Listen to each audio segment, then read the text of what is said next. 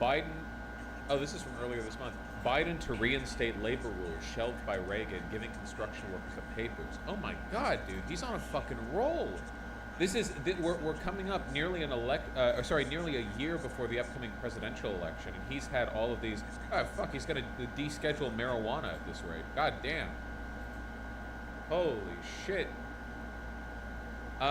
You know, I heard some people talking about Biden doing some other stuff with the rail strike that didn't get a lot of publicity, and I never did much. Dark Dankton. This would be a good Dark Dankton.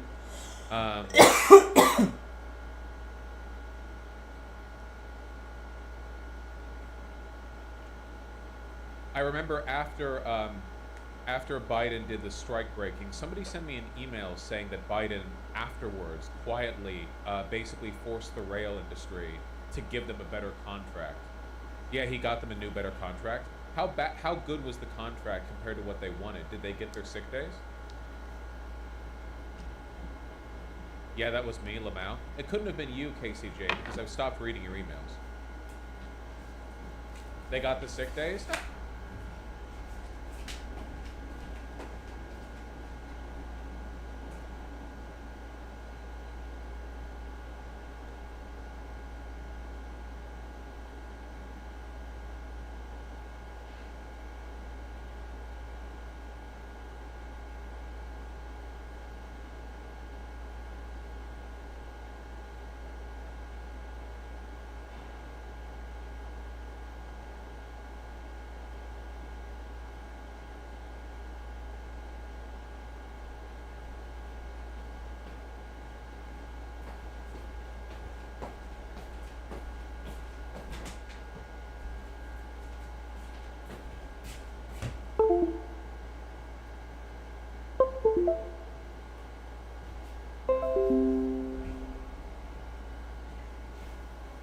Oh, fuck.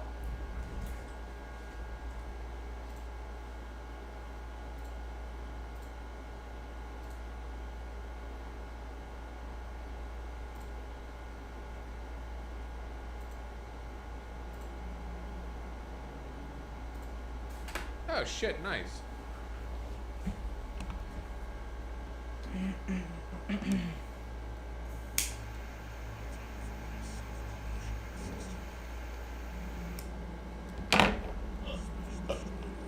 Yeah, here we go. Is this what it's referring to? Guys, I see the VFX Disney thing. I've talked about it. That's like 7 links in the past minute. Thank you.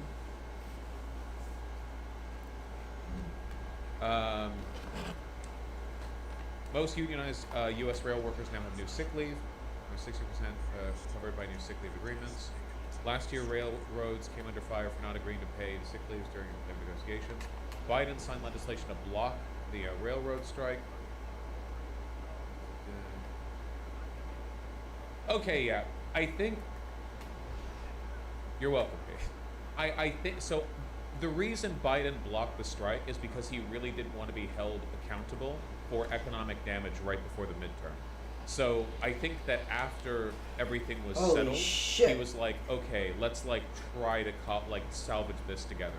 Again, it's not good that he broke the strike. I'm not defending that. However, I do think it's worth noting that most presidents, and by most I mean basically all, would not have expended political capital trying to force, like, new contracts afterwards, you know?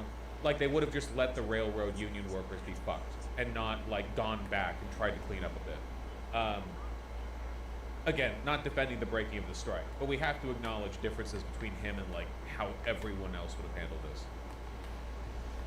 Watch Bo of the Fifth Column's video about this. Yeah, he probably knows a lot more about it than I do.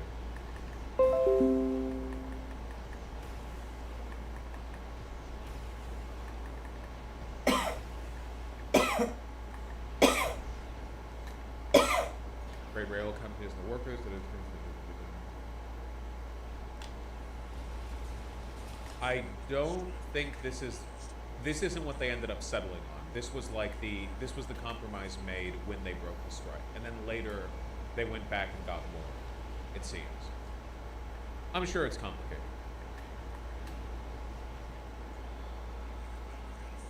When Biden ran against Obama, was he this pace? No. Definitely not. Though again, like, you know, it's hard to tell how people pan out once they're actually president, but I think a lot of this is just like time.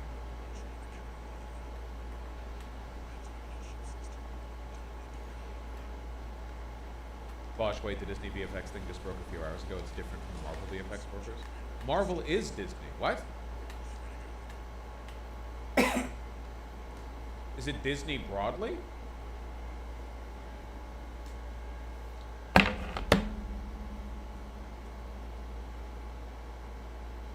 Oh, shit, okay. People in chat were spamming Disney, Disney, Disney. Well, Marvel is Disney, of course, so that's what I thought you were referring to, because the Marvel, you know, union move happened recently. This just happened a few hours ago. VFX workers at Disney have gone for an NLRB union election, joined VFX union. Hell yes!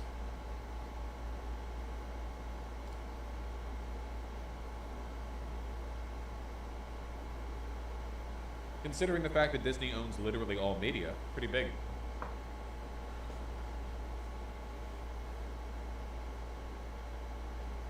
This is what my dad was cooking while we were together in Los Angeles, you know? I went down there, I was a power broker, we made big plays, we made big moves. Came out with big dubs. 7 years. I moved to Los Angeles in 2017 to work as an intern. Huge mistake. Down the street in advertising for Disney, where I made $19 an hour. I took a pay cut to come work on Frozen 2, one of the biggest billion-dollar franchises this company has. And it took me nearly 3 years to get back to the pay that I was making as an intern. The company knows Copyright isn't an issue when somebody's talking over it enough that YouTube's content ID doesn't have an issue with it. that there are thousands of people like me willing to take a pay cut to follow their dreams, and they have taken advantage of it for long enough. It's time for production management to be treated as the skilled craft that it You can tell they're a VFX worker and don't have anything to do with like the production side of things because they don't know the correct distance to hold the microphone from their mouth. is. And time for us to be paid a reasonable wage for the cost of living in Los Angeles. I have a career working on successful movies that are known across the globe, that are merchandised and profit well. I should not have to dog sit and borrow money from my parents in order to make ends meet. Work does not just fall into our artists' laps and then onto the screen. Production management spends the whole work week advocating for our departments in order to get the materials that our artists need to work. We're not just note takers, we're conduits of information. I've talked about this before, and I don't really want to reiterate the whole point, but you guys really would not believe how poorly VFX workers are treated. Like, my dad was in the VFX industry back during more or less its beginning, and it wasn't great back then, but it's only gotten worse. It's so bad. It's like you have the job security of like an Uber driver, except instead of answering to your 5-star rating, you're answering to like the most powerful and wealthy men in the world. And also, instead of driving a car, you have to be an expert at several like incredibly complicated 3D modeling and animation programs, which demands quite a lot from you, and you get paid about the same amount. Not really about the same amount, but not that much. Not enough. Active key players who strategize, think critically, and build partnerships to boost morale in the darkest of times. Legendary director John Musker, in the directing of animation That's handbook, true. sang the praises of production management. He put it best when he said, "Me? I'm so disorganized that if I was left to my own devices, maybe the movies would get done. But it would be difficult. Anyone that works here know that you can spitball ideas all day." I thought visual effects began with Lucas Island. Okay, I could be wrong on this, okay? But, okay, so visual effects is a blanket term that can refer to a lot of stuff. But when people talk about, I assume what they're referring to with their job, and what my dad did, and what a lot of people do, and what a lot of this is about CGI, computer-generated imagery. VFX can be a lot of stuff. Like VFX can be having squibs, or like fake blood if a person gets fake shot. Like there's a lot of stuff that goes into visual effects that isn't necessarily creating stuff in CG, and there's compositing work that you can do in computers that isn't technically CG, but it's just more like cleaning up or assembling stuff together digitally. Today, we do it all the time, but until milestones are set and plans are made, they're just that, ideas. Not movies, not franchises, just ideas. But here's an idea. You can let Animation Guild join, you can let production management join the Animation Guild and get the representation we deserve.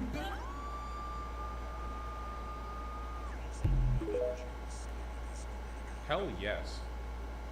This is the most aggressively like pro-labor environment this country has ever seen.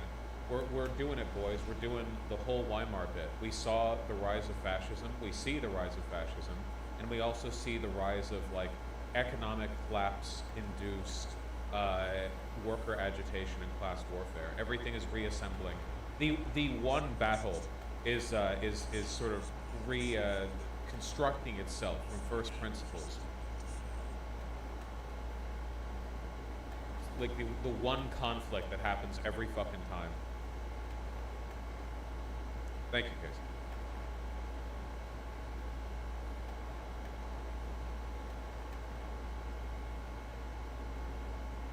Could you remind us how the Weimar Republic ended up? Don't worry about it.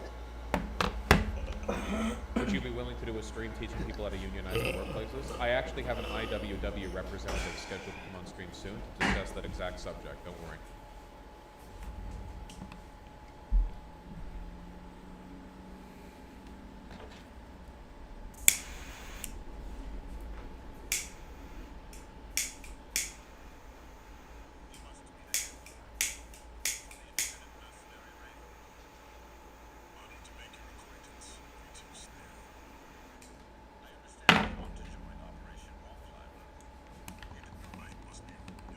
Okay, people have been giving me a lot of information about this guy, and I'm really, really sorry to sound like this, but I'm going to do to Argentina what a lot of the world did to America and say that if you guys elect this guy, you kind of deserve it. I'm really sorry, okay? What are you guys on about? He looks like the Willy Wonka of pedophilia, and every time he opens his mouth, he sounds like a whiny lunatic. I have no clue. He's not even charming the way that like Donald Trump can be in a very specific kind of like boorish, pig way.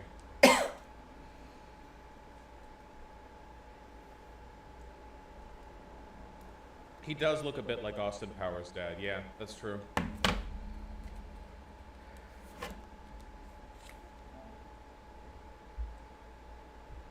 Nigel Powers. Yeah, like really, except even in an Austin Powers movie, he had less ostentatious fucking sideburns. He looks far more sensible.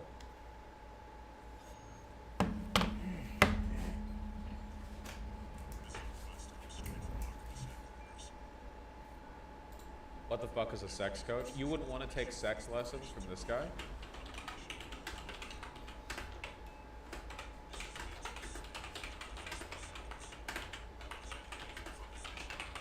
He wore an ANCAP supersuit. Yeah, I've seen this. Hey man, at least some effort got put into it. You know, I've seen lazier costumes. Hell yeah, man. Well, in a couple of years, we're going to get a nice example, another example, I guess, of how extreme libertarian policies actually completely fucking destroy a country. And then we can point to it when libertarians are being annoying, and then libertarians will say, whoa, whoa, whoa, whoa, whoa. That's not our ideology. There was still a government. You needed to completely eradicate the government, and then all of these things that were destroying the country would suddenly work all of a sudden because there was no government.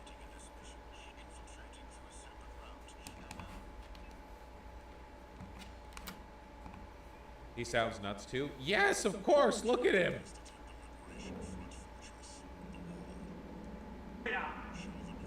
Pico y Deportes, afuera. Ministerio de Cultura, afuera. Ministerio de Ambiente y Desarrollo Sostenible, afuera. Ministerio de las Mujeres y Género y Diversidad, afuera. Ministerio de Obras Públicas, afuera. Aunque te resistas. Ministerio de Ciencia y Tecnología e Innovación, afuera. Ministerio de Trabajo, Empleo y Seguridad Social, afuera. Ministerio de Educación, adoctrinamiento, afuera. Ministerio de Transporte, afuera. Ministerio de Salud, afuera. Ministerio de Desarrollo Social, afuera. Se acabó el curro de la política. ¡Viva la libertad, carajo! Holy Yeah, shit. I'm really sorry. If Argentinians fall, this is worse than Trump, like several times over. If you guys fall for this and elect this guy in your actual functioning democracy, where it's not just like a military coup, but you literally vote for him, I'm sorry. I genuinely don't know what to say. Holy shit. Like, I'm not kidding. Like, I don't even know what to say.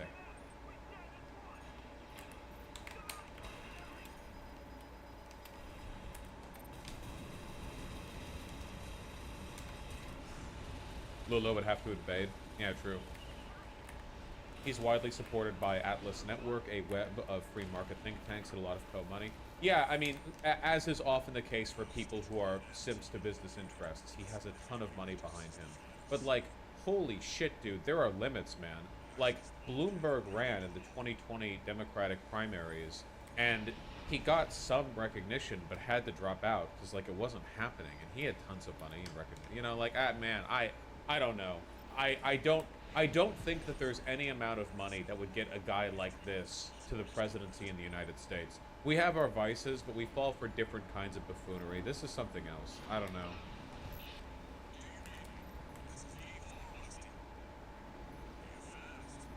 Is this guy actually a serious contender? How's he doing the polls? He's the front runner.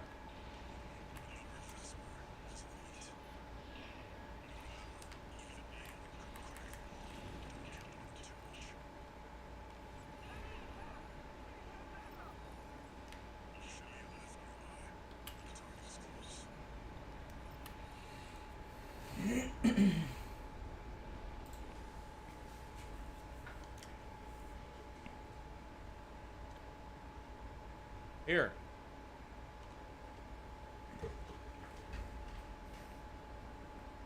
It's this guy, right?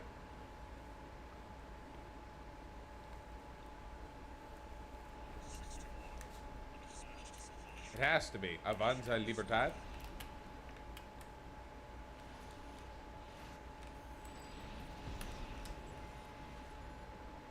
I mean, he has some competition. Yeah, but he's the front runner.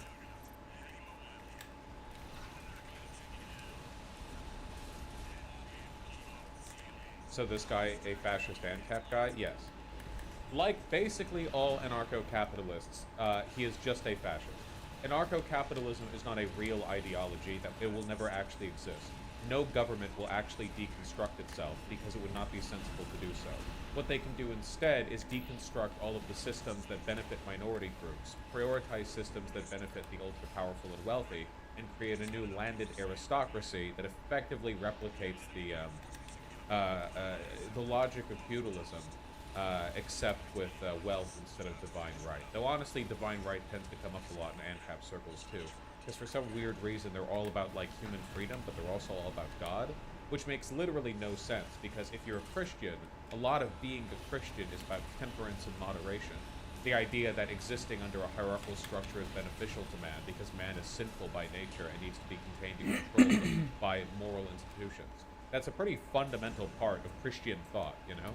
So, to go like, you know, ultimate super duper freedom, no limits, do whatever you want, business people, get rich, yeah, and then pretend you're super devout to the Lord. Like many other groups, in their case, religion is just a metaphysical pretext for moralizing their opposition to their enemies. It's so they can call other people demons rather than merely calling them socialists.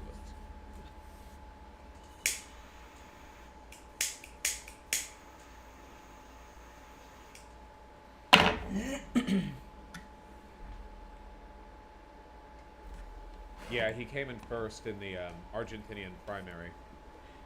See? 9 points ahead of the next guy. Look at him. He's also a Catholic. Well, it's Argentina. Oh, excuse me.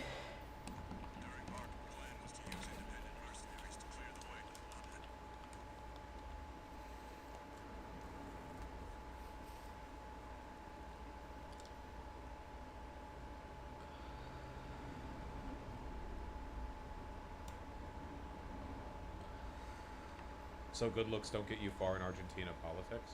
I guess not. He looks like a fucking... Doesn't he look a little bit like a, one of the Bolsonaro twins? Wait, not Bolsonaro. Who am I thinking? The guys with the weird faces. The ones who have the addiction to plastic surgery. The ones, the meme guys. Bogdanov. That's it. Not Bolsonaro. Bogdanov. Yeah. Bogdanov. He's, I don't know, a little bit. He looks off, that's for sure. Somebody asked to see who his dad is. Who's his dad?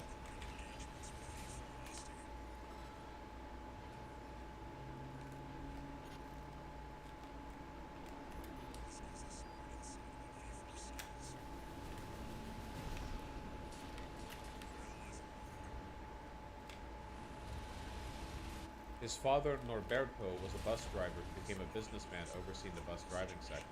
Oh, I assumed because we were doing Argentina memes that it would be like, oh, his parents were Nazis. His father was Norberto, a bus driver. Pretty hard to assign that.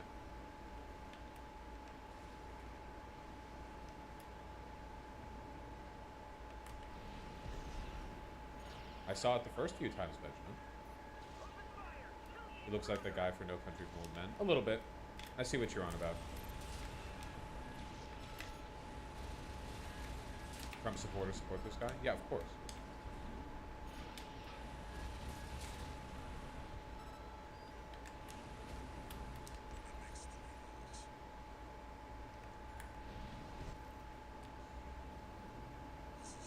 Social.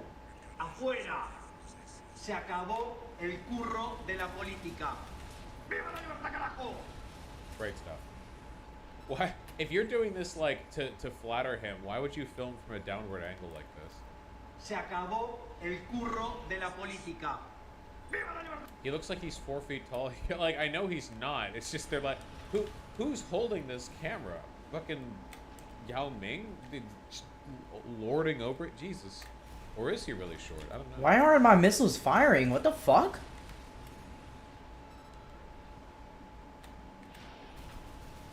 I couldn't hold it.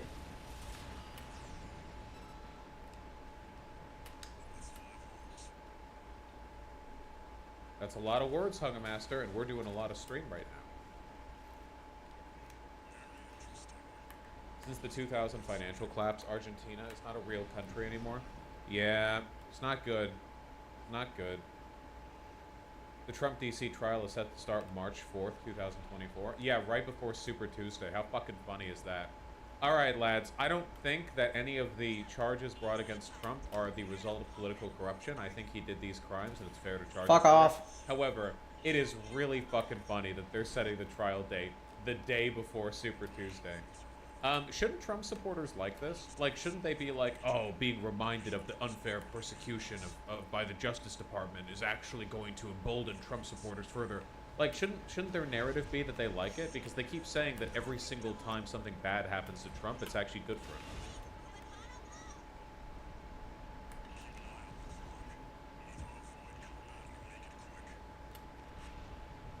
You know?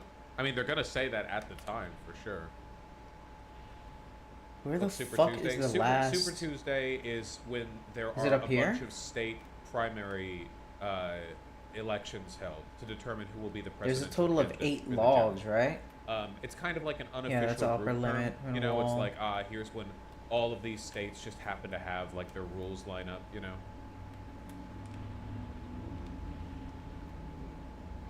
It's gotta be down here. Yes, American elections are strange and kind of dumb. That is true.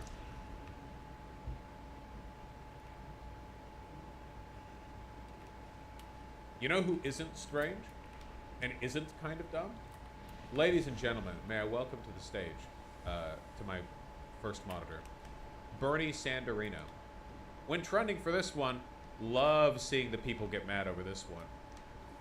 Senator Sanders, Cornel West, who is a close ally of yours, he is running a third-party campaign for president. He recently criticized you for endorsing President Biden's re-election. Listen to what he said. I love the brother, and you know, even in love, people have deep Jesus disagreements Christ, it's so- about these things, but It's so incredible how every time I think the name Cornel West, I think of like, oh yeah, well, you know, he's made some mistakes, but this is like a respectable guy with a real shot at the presidency. And then I like the camera fucking switches over to him, and he would melt in a presidential debate. I can't say it enough, guys. Activist and politician, two very different jobs. He can't be a politician. Absolutely not.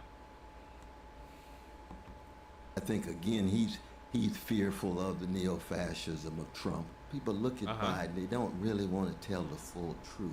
He's created. It's also not neo-fascism. I really don't like the term neo-fascism because the term neo-Nazi in my mind is just Nazi isn't like just an ideology. It refers to a specific political party. So when you say neo-Nazi, you mean literally a Nazi outside of the Nazi party, which all the current Nazis would be. But when you say fascism is an ideology first, it's not a party. So saying neo-fascism implies that there's something distinct or different about Trump's fascism, and I strongly disagree. I think that like it's point by point, like by the book, like the same line that we've seen all over the place so many times. Created the best economy that we can get. Is this the best that we can get? You're gonna tell that lie to the people just for Biden to win? Bernie never said that this is the best the economy can get. I don't know why he would say that. What's your reaction to that? Look at, my dude, I relate to Bernie so fucking much. Bernie has been such a pragmatic and intelligent advocate of left politics for his entire life. And he sees now, and I know for an absolute fact, he thinks exactly what I think. Holy shit, you guys have no idea what you're doing. That's what he's thinking. He's been doing this his entire life. He's so good at it. And all of these other, like, clowns are running around screeching about how, like, the time is now, Green Party, Third Party, let's go. And he's like, he has to, like, grin and bear it because he has to be, like, the unity guy, right? He can't go out there and be like, you know, okay, well, actually, yeah, I agree. And the only way to defeat fascism once and for all is to throw your vote away for, like, the fucking glimmer of a chance of a 5% turnout for a candidate, which won't lead to anything, you know? Look at him. Well, my reaction is that it certainly is not the best economy that we can create. That was what my speech was about yesterday.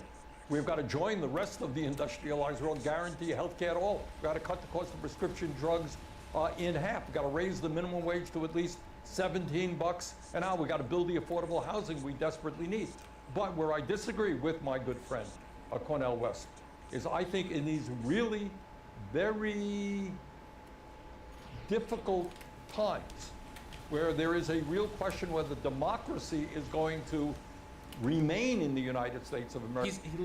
He's saying what I said to the Vanguard guys, right? Like, it's literally like, okay, like, I know we all want to have fun and LARP with our third party, even though we know for a fact it's mathematically impossible for it to change anything, and you're literally not accomplishing anything. I know you want to, like, LARP as a not liberal by beating the party duopoly. Nothing is more leftist than getting nothing done, you know? But we really need to preserve the democracy for this to be possible. I'm trying to be a little bit more, like, conciliatory and bring people on board with this one, but, like, yeah, I don't know. Always remember that for all of the things people hate me for, I lost by far the most support and the most, like, cred with other lefties when I supported Biden after Bernie dropped out of the 2020 primaries. The most hate that I got was not for any of the controversy, any of the arguments, disagreements, individual, whatever. It was that really more than with the PF thing? Yes! The PF thing, everyone already hated me by then because of the fucking Bernie or bust thing, yeah.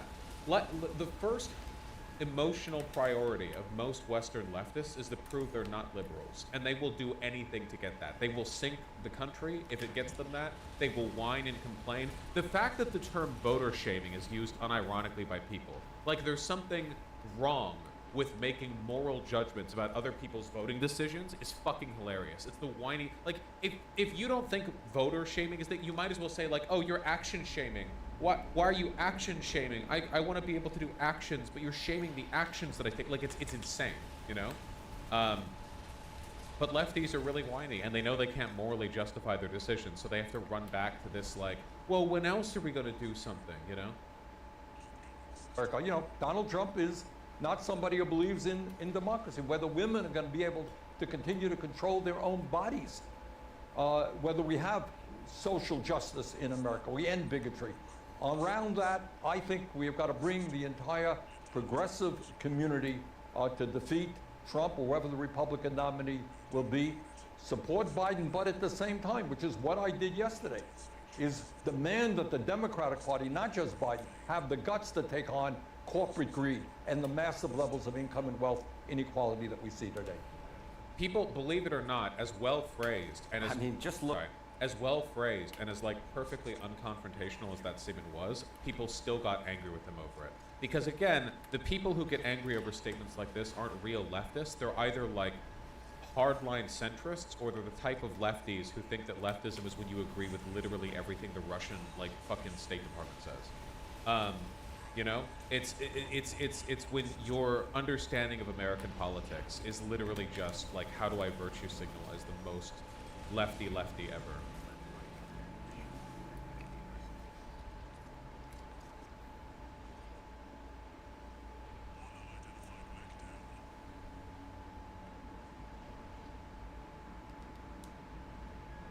I saw a lefty bitching about how they wasted so much money on Bernie. Yeah, it's one of the reasons why I genuinely think that you can get a lot more done with regards to pushing progressive socialism, appealing to liberals, than you can by working with communists. Because fucking snipers, god damn it. Sorry, the majority of communists, at least the ones that I've seen online, are politically like illiterate. They don't know anything. It's like their understanding of their own ideology is like comparable to that of a person whose politics are based around opposing their parents. They have a loose, tenuous understanding that the American narrative in the Soviet Union and on like the Vietnam and Korean Wars aren't like that accurate, which is true. And they know that America's done a lot of bad stuff that wasn't taught in the history books, which is somewhat true. A lot of it does get taught in the history books. What the fuck, man? They're mediocre and have spent their entire lives underperforming, even if they are intelligent. And a lot of them are very emotionally attached to their What the fuck is this? oppositional force. Goddamn invisible enemies. The only and fucking pussies that'll come in. They are politically worthless. And Where the fuck did he go? I mean, you see this all over the place.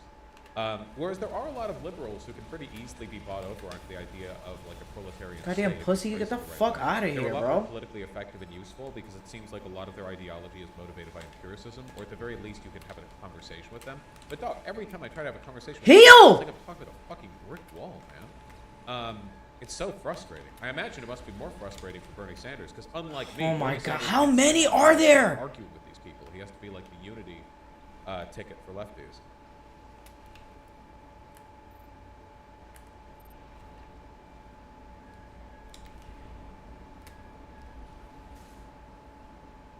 Where the fuck do they keep disappearing to? Does not understand Rubicon. What the fuck? Brianna Joy Gray lashing out against Bernie. Well, Brianna Joy Gray is a perfect example of what I'm talking about. Political illiteracy. He was smart enough to dodge Occupy Wall Street. I wasn't even like politically aware back when that happened, so I don't really know much of the stuff on the ground. But in retrospect, Occupy Wall Street has been nothing but a waste of time. Fucking scan is like, useless, most of the man. people associated with it have just gone on to be like centrist populists who are worthless, or reactionaries. Gotta have central organization. What happens to us after Bernie dies? I take Bernie's spot. Where the Thank you. fuck? God, I'm just fucking shooting.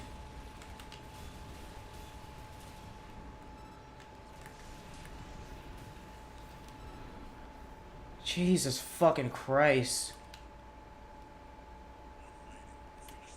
Yeah, one pussy remaining.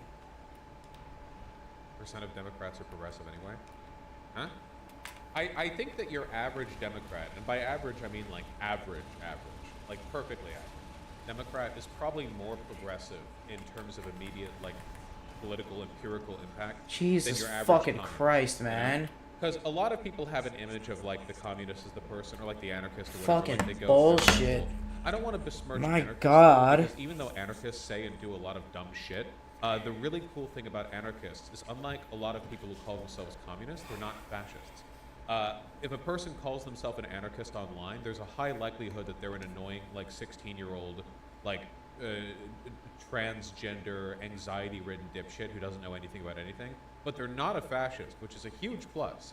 Whereas if you see, like, a person who calls himself a communist online, there is legitimately, like, a 40% chance that if North Korea announced they'd be executing all gay citizens, they would defend it as a radical act of, like, anti-Western bourgeois socialization or whatever. Yeah, anarchists are cringe, but they are free. Come on, Vosh, 40% really? Sphinxy, you have no idea how negative my impression of people online who call themselves communists are. Not, mind you, communism, or communists, like actual communists. I have a high impression of both those things. But people who call themselves communists online, it's kind of like how when you see anti-imperialist in somebody's Twitter bio, they are like 100% of the time defending Russia's war in Ukraine.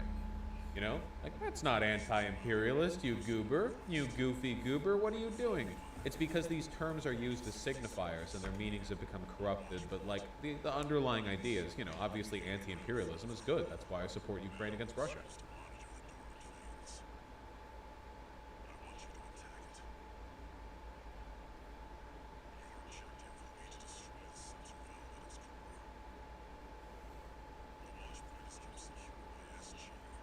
Well, there you go. So. Kind of like people who say they're pacifists, lol. Yeah. Yeah, like a lot of people who will say they're pacifists. Or you'll have all those people who are like, we just want to end war. And like, they're saying this to try to convince people to not defend themselves against a Russian invasion, you know?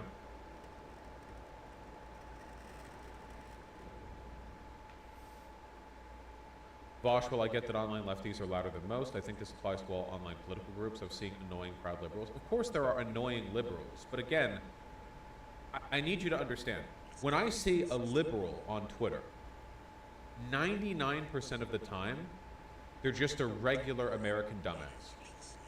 When I see somebody who calls themselves a communist on Twitter, there is a legitimately about coin flip of a chance that they are actually a fascist. Like a real, honest to God, Stalin did nothing wrong, fascist. Like, so I don't think it's really comparable. And there are only, a couple 100,000 people in this country who would call themselves a communist, maybe a million or two at most, if you really pressed people for it. Whereas there are hundreds of millions of liberals. You know, it's a much more valuable demographic to try to shift people over. Your view of people on Twitter is not reflective of how communists are IRL in the USA. Sphinxy, you fool. You think there are communists in real life in the USA? They're all on Twitter. What are you talking about? If you want an impression of liberals, you have to go out in the streets. If you want an impression of communists, however, yeah, you go on Twitter, because that is where all of them are. Look, I've been to the swap meets. I've been to the, the fundraisers. I've been to the food drives. I've been to the distribution centers. And you know who actually goes out there and organizes? Anarchists. Every city in the USA. Go to your local events. Go see who's helping the homeless. Go see who's distributing clothes and food. Anarchists. Every single time. Every single time. If you want to get a good impression of anarchists, go to literally any local gathering. It's them. The communists are not there. The people who call themselves communists are online talking about how they are the reincarnation of Stalin because they will not vote for Biden, okay?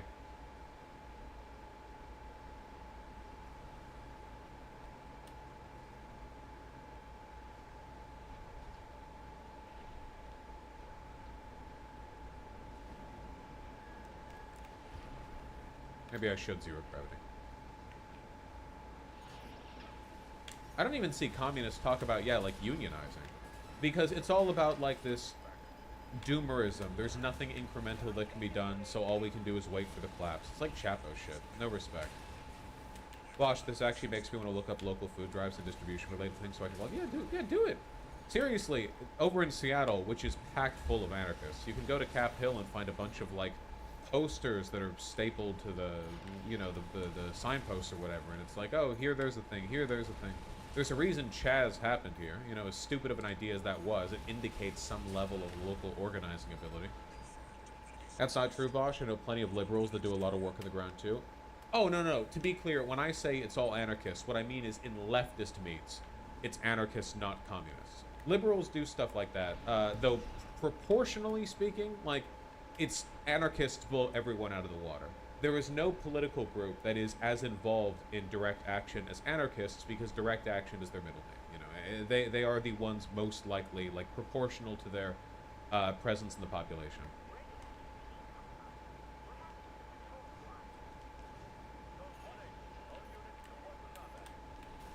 Yeah, percentage-wise.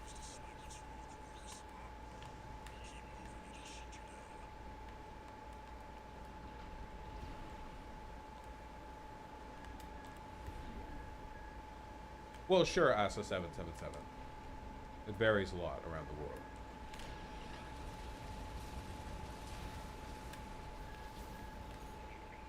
I don't think it's real populism, to be fair, Casey J.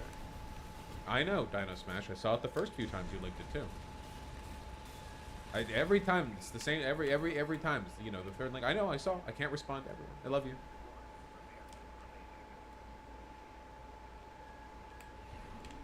Anarchism has been losing the fight since the Industrial Revolution, but they still stand. I think that, you know, as is the case with socialists historically, I think that it's better thought of their contributions more as their influence on existing policy and action, more so than anything else. How much work have anarchists done in, like, a direct sense, you know, like in terms of how much they've controlled and enacted? Well, that's not really the anarchists' game, right? But they've been the, you know, center for so much advocacy that has been more effective and incremental. You know, it's kind of like how 99.9% of the good stuff that's happened to queer people in this country has been changes in laws and culture, and not about, like, direct rioting, but Stonewall started Pride, you know? So you wouldn't say, oh yeah, throwing bricks at cops is what earned all queer people their rights, because it didn't. That's very reductive. It's wrong. It's wrong. But you could say that people willing to throw bricks at cops were, from the beginning, an integral part in being a catalyst for all of the good things that have happened to queer people. And that would be an accurate take and would be correct.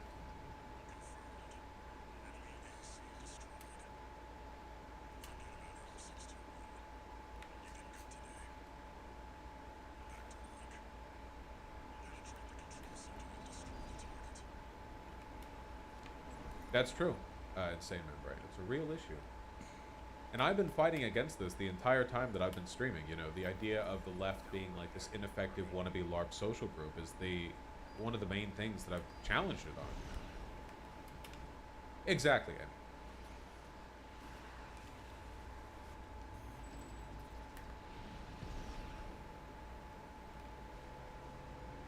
That's often true, yes. Some of the most active local militia groups against Russia's invasion in Ukraine have been anarchists. You know, people don't talk about that because the right has put so much emphasis on promoting the Azov battalion narrative, which, considering Azov got shredded in Mariupol like months ago, you know, I feel like things have been pretty quiet with them, but still, that's all anyone says. The Ukraine Nazis. Whereas some of the most active militia groups over there are anarchists, but they don't get, you know, they don't get the attention. Why do MLs hate anarchists so much? Because MLs are fascists and revisionists. Oh, fucking this guy.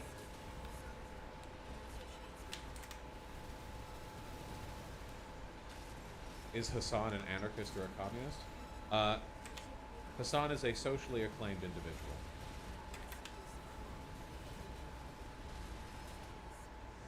Can't get away from me this time.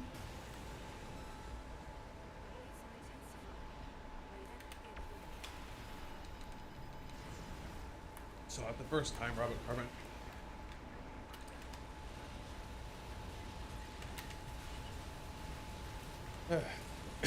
Excuse me.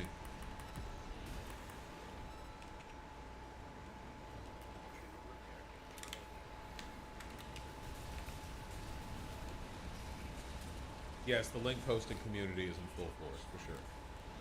We've got a lot of links to go through, too.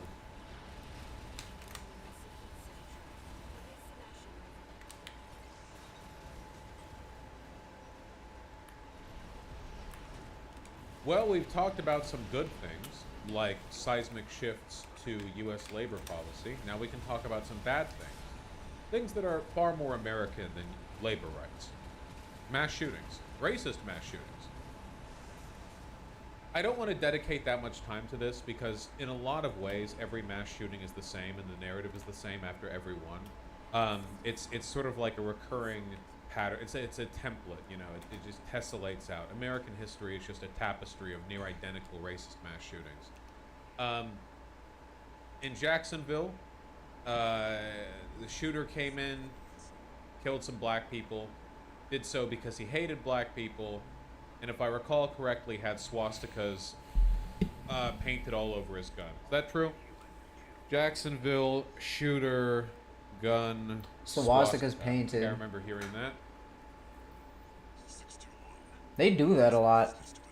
Now, let's not waste too much time with the political analysis side of things. I'd consider this to be a pretty conclusive determiner of this person's ideology.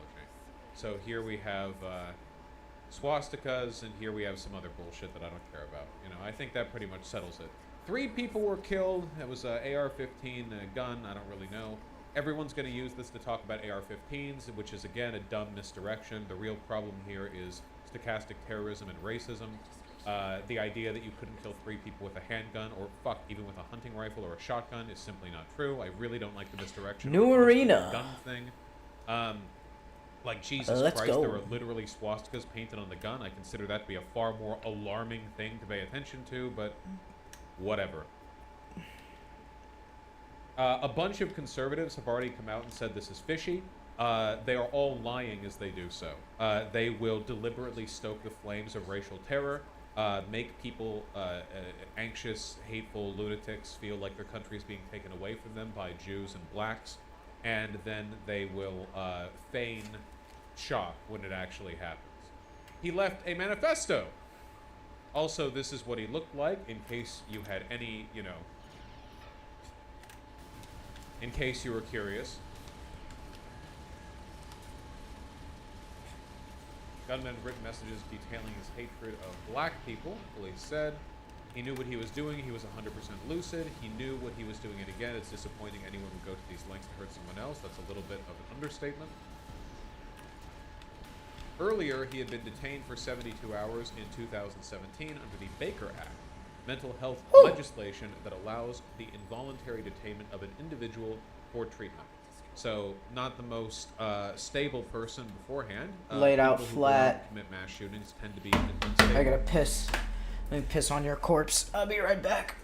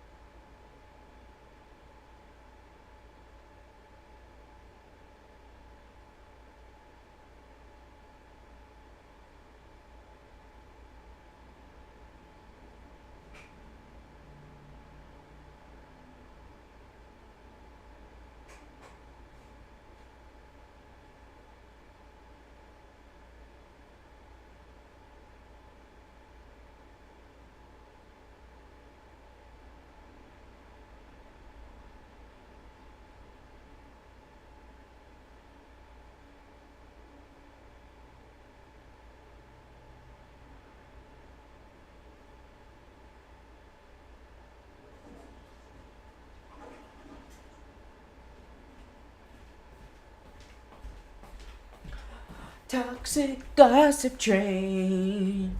All these lies to ruin my reputation. Let's go, bitch!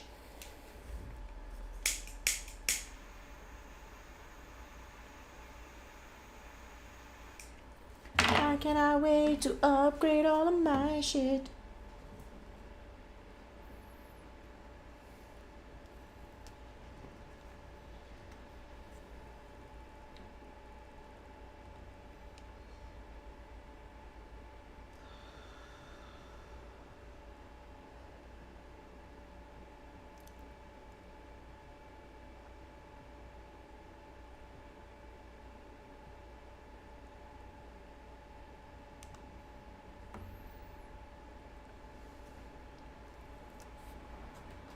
Tends to be the case.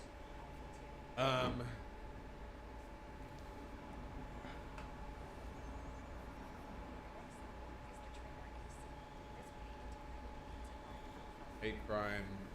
They haven't released the manifesto with this one yet. Only the police have said that it's highly racist. Again, swastikas painted on the guns, so not I'll wait for his ass. surprising.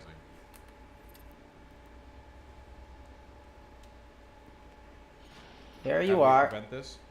I think I actually retweeted someone who phrased it quite well. Let me see if I can't find that. He's just standing Am I there. going to find that? No, of course not. I'm not going to find that. I didn't retweet it. I must have just liked it. But I like so many cat videos that it's difficult to see and go back and look. Maybe I can just scroll through my likes. Is it possible? Kick. Oh yeah, here I found it. How Kick many them to killers death. have to graduate from a course of Poor independent fella. study at the Lone Wolf Academy of Racism before we turn our collective attention to the people right in the curriculum? That's my perspective. If we went through this person's internet history, we would find certain YouTubers and certain boards, and that's it. It's every time we will. If you want to like look into the schizo racist shooter crowd, like there are very reliable places they come from. I don't know if we're ever going to get that info, but I know it's true. I don't need to be told that it's true. I know for a fact that it's true. We know who produces the paranoia and hatred that causes people to engage in this behavior. It's not subtle. It's not difficult analysis. I think it actually takes more political awareness to try to rationalize the opposite conclusion. Like, I think that you could almost intuitively go, wow, all these racist mass shootings. I wonder if it has anything to do with the entire, like, cavalcade of right-wing media backed by hundreds of millions of dollars from billionaires who contribute anonymously that center their political message entirely on fostering rage and paranoia from a young, anxious, racially agitated group of white people. I think to look at that and to go, oh, well, it must be something else. I think that requires far more rationalization. So I'm Occam's razoring this one. Thank you. There was a bit of a funny follow-up to this, though. Well, not really funny, but Ron DeSantis, he's the governor of Florida, in case you didn't know, tried to speak at the vigil and Suck my dick. Kiss me. wow, Kiss my dick. why is it so quiet? Can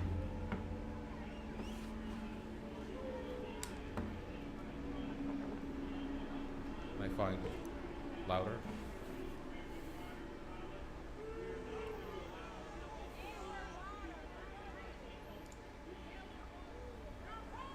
Just know that the state. Oh, yeah, now we have the, okay, let me see if I can find a slightly better. Here, this one's from the Washington Post. This good? We're going to ask the couple people to come now and bring remarks.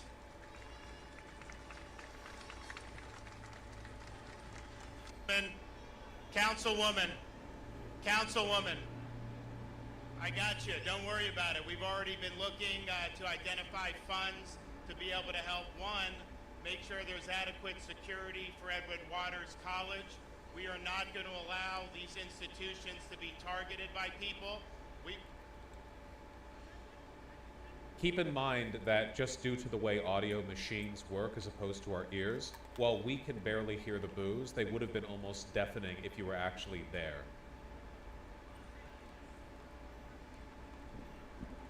Okay, listen, yeah. Let me tell you, we finna put parties aside. Cause it ain't about parties today. A bullet don't know a party. So don't get me started. Okay, Jacoby is nice, but Ann is not. Now, if the governor wanted to come here and he bringing gifts to my community, y'all know I'm taking the gifts. Because we've been through enough already, and I don't want to go through no more. Now, y'all just be quiet just a minute, and let the governor say what he gonna say, and we gonna get this party started. You hear me? Okay, let's do it. Get his ass the fuck out of here. So we Spin have his butt. already identified funds from the state Spin of his Florida. butthole. I've been in touch with Dr. Faison. We're going to be announcing some stuff tomorrow morning, which I think will help not only with security, but also an attempt to help these families. The fact of the matter is, you Also, take this as a nice. Oh, I see the missions with battle reminder logs. of how uncharismatic Ron DeSantis is. Like, keep in mind, this is a vigil for shooting victims.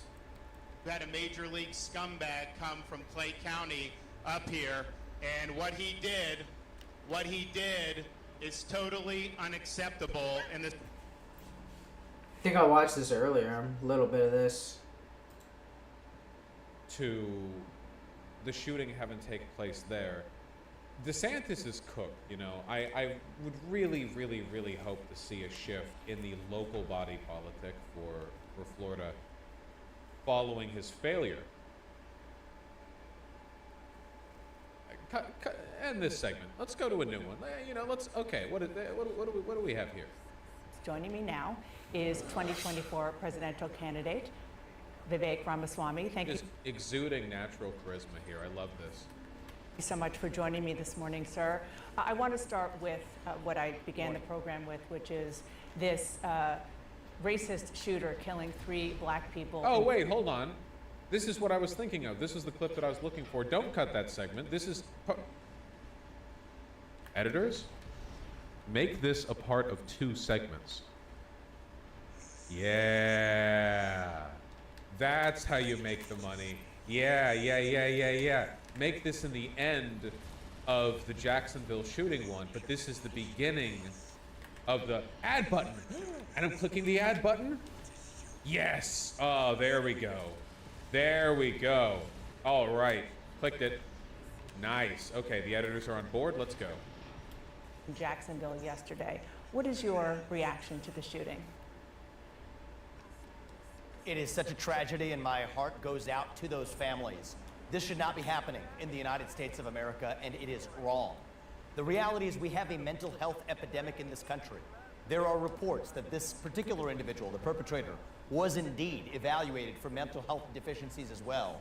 And I think we need to have the courage in this country to bring back a practice of putting back psychiatrically ill people who pose a risk to their communities into psychiatric institutions, not just drugging them up, but faith-based approaches. Another...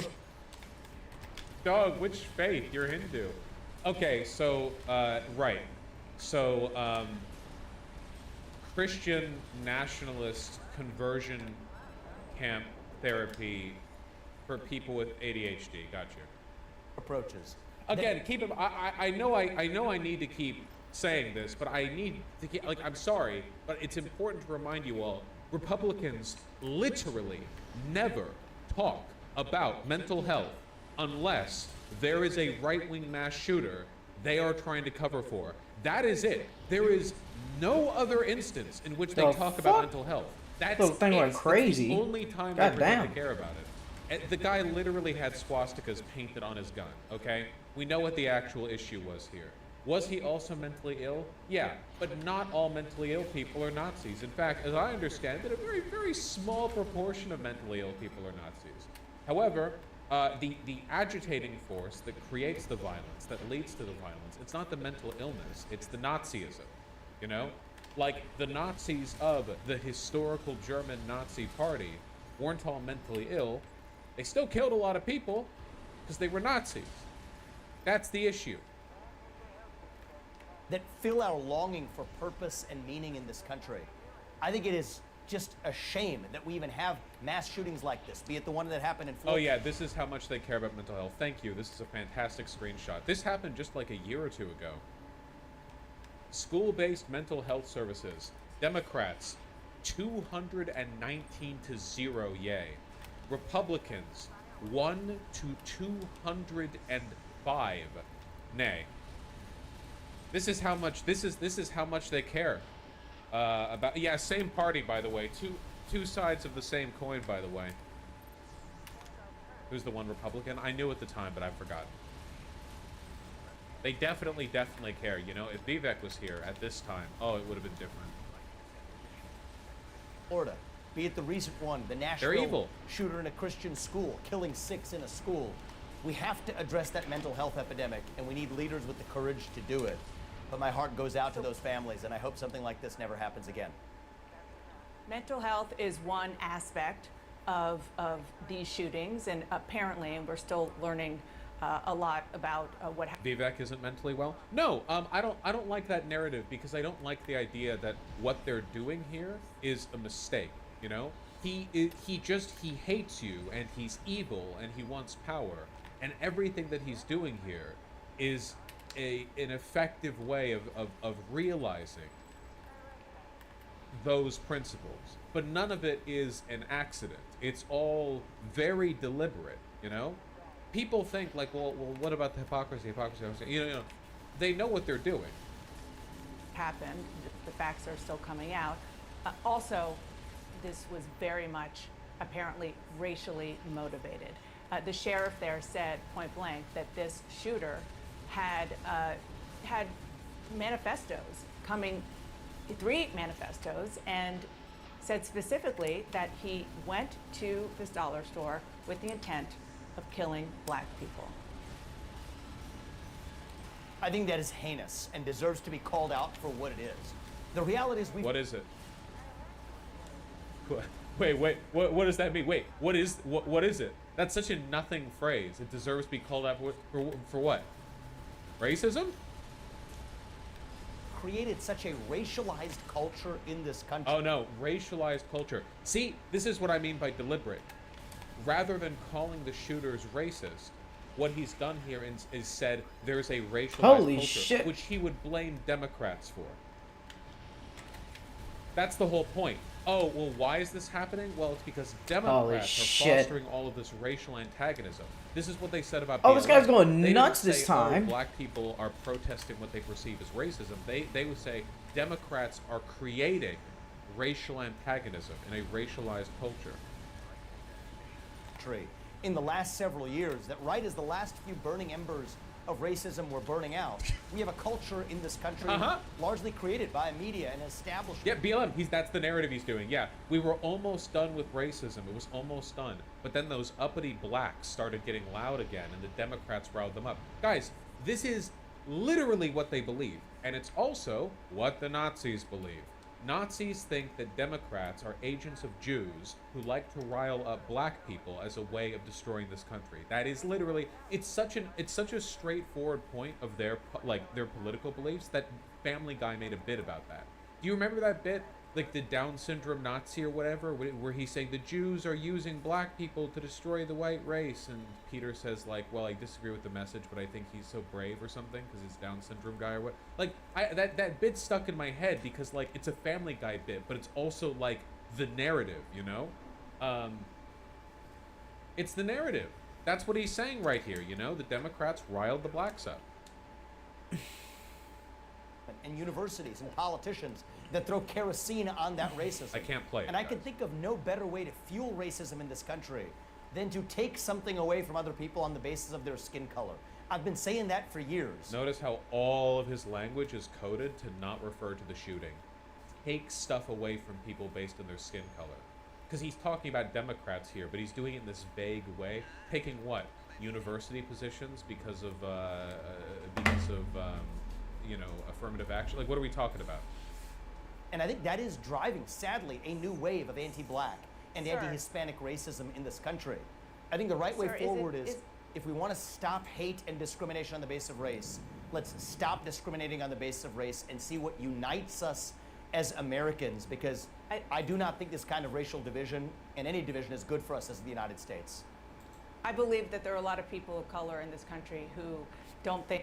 I want everyone to understand how bad this is and like why it's important to understand how bad it is. Because if you decode his message and you understand what it actually means, what he's saying is, black people, if you're killed by a Nazi supporter of me, it's Chapter actually 5, the that's the Democrats' last. fault for riling you up into fighting for your rights, because that created the racialized culture that made that Nazi anxious, even though all he did was listen to me lie about you and your intentions. I think it was just Oh, that's it. lasting embers Okay. of racism, but that a lot more work had to be done, particularly given the history of the You just have to speed run this systemic game right racism now. in this country with slavery and beyond. I want to ask you about a comment that you made about white supremacy in Iowa on Friday. I've never once encountered that yet. I'm sure the He's rationalizing the shooter's intentions. Yeah, no, he is. Yeah, that's exactly what he's doing. It would basically be like if there was a Nazi who shot up a synagogue and he was like, well, there's been so much a religious divide in this country, and I hope that we almost were done with it, but I hope we can put it the rest of like it's a way of it's essentially externalizing the motivations of the shooter onto the Democrats or to recruit black people or Jewish people or whatever. boogeyman white supremacist exists somewhere in America. I've just never met him. Never seen one. Never met one in my life, right? Maybe I'll meet a unicorn sooner, and maybe those exist too. Maybe. So just because somebody hasn't encountered one doesn't mean that the notion of white supremacy doesn't exist as a threat in America. What do you think goes through the minds of the families of the 3 victims in yesterday's shooting when they hear you say that white supremacy is basically a fantasy? I'm sure they're grieving for their loss, and I don't want to politicize those victims, Dana. This is a very sensitive situation. Swastikas painted on the gun. We should have nothing but foremost respect for those victims and not bring them into partisan politics. But I was responding to a question where someone asked me, what racism have I experienced in recent years? And I answered honestly. Most of that racism has come from the modern left. It's happening during the course of this campaign. Kara Swisher. In a discussion about a mass shooting where a Nazi targeted black people, we are now going to do the Candace Owens Democrat plantation bit where he talks about how, oh, sure, maybe you were gunned down by a Nazi who was no doubt a Republican, or at the very least supported Republican ideals. But, now let's talk about how actually it's Democrats who are the real racists. It's all very targeted, very deliberate. It's not mentally ill, it's not stupid. It's stupid in the sense that you would have to be an idiot to fall for it, but, bigotry and bias. And what's the choice I have to choose? For calling me Ramasmarmy the other day and reveling in making twists of my last name. People effectively How is that reducing racist? me to the color So of my I skin and don't my kill attributes. Carla. That comes I'm to gonna the choose the Ramaswamy? good option. That's his example of seriously? That's dude, if any Democrat said this, they would be mocked forever. Remember when Kamala Harris said that she would prefer people pronounce her name a certain way, and all the Republicans were like, okay, Kambabala Bamboobala Harris, Subadubadoo, And then he's like, well, I've experienced your children may be dead, sure, but I've experienced grievous racism myself, For instance, people have said that my name is Ramaswamy. modern left. But the reality Well, is, do you this is acknowledge, part of though, a that dogma white in this supremacy country. does still exist in the United States? I acknowledge that all forms of racial animus exist in the United Yep. He can't say racism against black people exists because he doesn't want a single clip of him acknowledging this. So instead he has to say, it's like when Notch couldn't say Nazism is bad, he had to say Nazism and communism is bad. All forms of racial bias are bad. United States, including fringe branches. I mean, that's clearly what was at the head of this mentally deranged individual responsible for this shooting, yes. But I think there are many forms of mental derangement that cause us to see one another on the basis of our skin color and our attributes. And I think what we need to revive, Dana, and it's my job as the leader, hopefully as the next president, to do this, to revive our doctrine of e pluribus unum, not just celebrating our diversity and our skin-deep attributes, but celebrating what unites us across that diversity, That's what we've Oh, forgotten shit, in that's the right. United States of America. Our true strength is the set of ideals that unite us. So this is a race equivalent of class collaborationism, which is something that the Nazis used. When the Nazis weren't yet in power, they tried to appeal to poor working class white people by saying that they would promote workers' rights if they were in power. Did the Nazis promote workers' rights when they were in power? No, of course not. When they were in power, what they instead did to quell people's proletarian agitation was promote a policy of Fuck. class collaboration. Damn it. Essentially saying, you may be poor, you may be wealthy, you may be prole, you may be bourgeois, but we all have The one fuck? thing in common. Get out of here, We're man. German. So what matters, these differences? Who cares? You're wealthy or poor? We're all of the folk. And that's what he's doing here, essentially. Now, he's doing it disingenuously. Oh, I He tried is to a land on that racist, little thing. and he promotes racist policy. You know, he is lying right now. Oh, But I what did. he's doing, Yes. and this has been a Wait, tactic where for am I? Republicans for a long time. It is a fascist tactic, Wow. but it's not one that is exclusively employed by people who are ideologically fascist. It's a sort of disingenuous appeal to egalitarianism to quiet the minorities. Oh, I Just as can't. there was a disingenuous appeal to class egalitarianism to quiet down the proles after the Nazis took power, he has to do this. Well, you know, let's stop bickering about this racism issue and focus on what matters most: equality, uniting us in the one thing that matters. Damn it, he's so We're slippery. all American. But here's a question, folks. Do you think that your average Republican, well, maybe not average, do you think that Vivek believes that your average white American Holy is shit, as they American fucking as your destroyed me. average Black or Hispanic American? Forgot to heal. Or maybe more pointedly, do you think the party apparatus as a whole thinks that Americanness is completely arracial? Of course not. Obviously not. So it's a disingenuous. The reason I'm pausing like this and going over it is because we haven't done that much stuff with Vivek, and he is basically like a talking point and dog whistle machine. I mean, he rails them out. So I think it's important to sort of sit down and you know, like a bit by bit cut through it, you know?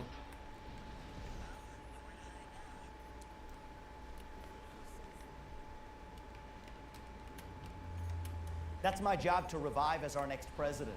And I think that the next generation in particular is so starved for that. Starved for commonality, starved for a nation that is unified, bigger than the sum of its parts. That's what we need to recreate in this country. And to those who say the remedy to past discrimination is present discrimination, I say no. The right remedy is actually abandoning all discrimination and moving forward with colorblind meritocracy in the United States of America. You took it to Right, the appeal of colorblind meritocracy. Obviously, we don't live in a meritocratic system, but the illusion of a meritocracy is extremely effective when it comes to, because then any attempt to address racism is actually an attack against egalitarianism. Like he said it earlier, we were almost rid of racism, and then BLM happened. to another level on Friday. In addition to the comment we played, you took issue with comments from Congresswoman Ayanna Pressley. She reportedly said, quote, "We don't need any more brown faces that don't want to be a brown voice." About That's an incredibly stupid thing to say, by the way. That's unironically racist. Let me repeat it because I paused it midway through. comments from Congresswoman Ayanna Pressley. She reportedly said, quote, "We don't need any more brown faces that don't want to be a brown voice. About that, you said, "These are the words of the modern grand wizards of the modern KKK." So that's obviously a stupid and crafted, bit of deliberate hyperbole. However, that was a racist statement.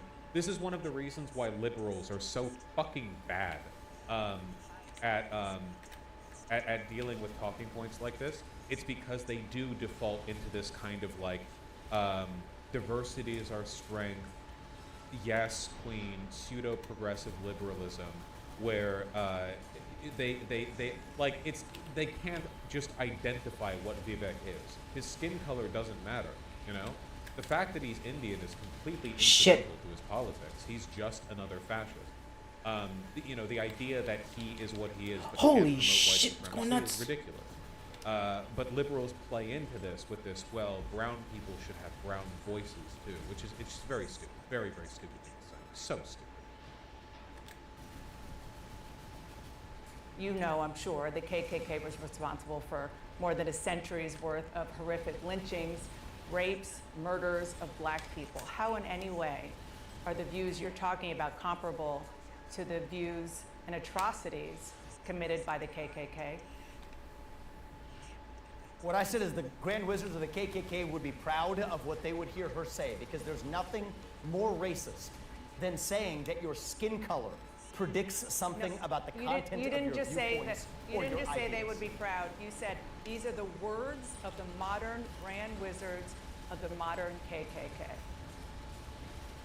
It is the same spirit. You're right about that, Dana. I think it is the same spirit to say that I can look at you and based on just your Oh skin shit, color, forgot to heal. that I know something Almost about the died. content of your character, that I know something about the content of the viewpoints you're allowed to express. For Ayanna Pressley to tell Okay, me that's- that because of my skin color I can't express First my try. views, that is wrong. It is divisive. That is Suck a- my dick. that Hate is in this a country. debate. This is dividing Okay, that our is a country to debate. breaking point. That is And a I think we need debate to that move beyond it. is based on non-violent discussion. Okay, so this is, I fucking hate this. So this woman right here is doing the civility politics thing where she's like, well, can it really be the KKK if they haven't lynched you? And he's, well, I mean, obviously everything he says is a lie. It is fucking stupid.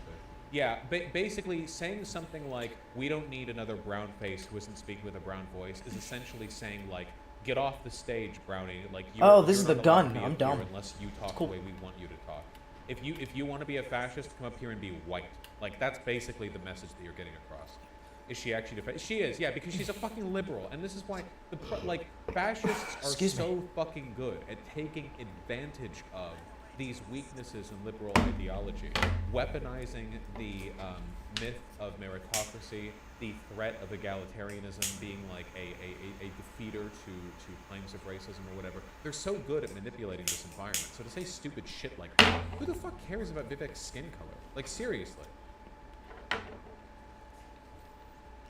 Yeah, CNN is trash.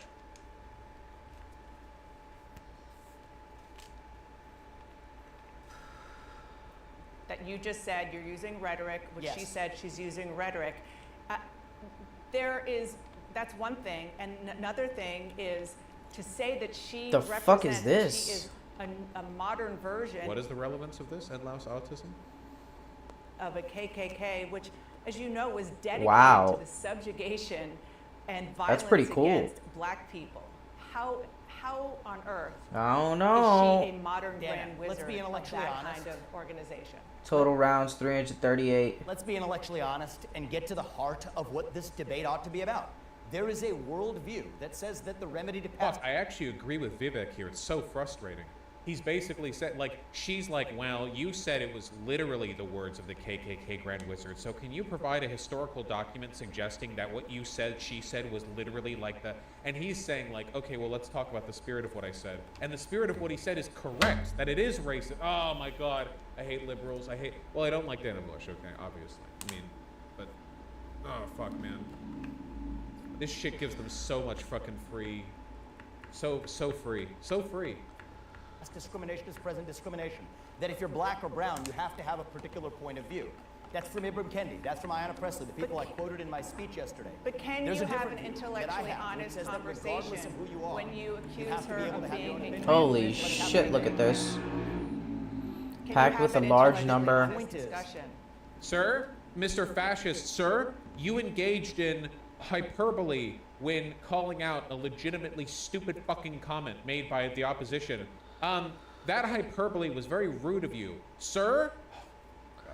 It's not direct hits Yes, I though. can, Dana, because the point I'm highlighting is that even the people who, in good spirit, we all agree that the KKK was an awful organization that is a toxic stain in our national history. So given that we can start from that point of agreement, now that allows us to say, well, who actually sounds more like that organization today?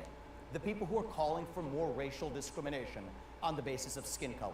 So yes, I think that is an But it's not intellectually about useful starting point sounding for a like- provocative discussion The that whole- we need to have in this the country. whole point is And I the think that- I think KKK the reality, wasn't Dana, just is about rhetoric. we have to speak They openly. in this lynched country. people, they murdered people, they raped people, they I burned don't, their And that was I'm wrong. on my phone. simply That was because I don't care. of- Content So- stealing. Wrong. I don't Okay, care. Obvious- so that- again, that is obviously a if wrong you thing want to for have them an to have done. intellectual Absolutely. discussion, do you think that maybe comparing her to the Grand Wizard guess maybe it's worth a try. And the notion of what she said to being a modern leader of the KKK was maybe a step too far? Or you stand by? Dude, I don't think I'll be shit able to like carry this both, makes though. Republicans feel so fucking confident in their positions. Because they're like, oh, Democrats claim to be the ones who are better on race, but here she is literally tone policing him when he was making fun of a legitimately racist comment. By what you said. I stand by what I said to provoke an open and honest discussion in this country. Never Because mind, editors, Big don't ass legs. overlap the content between these two. Just have the shooter thing be the shooter thing, and have this video is just cut it off. It's separate. This is its own video. Don't. there is a gap, Dana, between what people will say in private today and what they will say in public. I think we need to close that gap. I think we need to have real, open, honest, raw conversation as Americans. It is true. Dana Bush is Let's get literally controlled racist. opposition. I mean, CNN had Real a shift racist. internally where they tried to make it appeal more to right-wingers. Like, I don't know if this is meant deliberately to be a gimme, but like... Yo, look at his tongue. To national unity. There are many Americans today who are deeply Did frustrated. you know that she was Oh, married to God. the CIA Chief of Staff and Department of Defense Chief of Staff under Obama? She was married to Jeremy Bash. Holy shit, this woman's connected.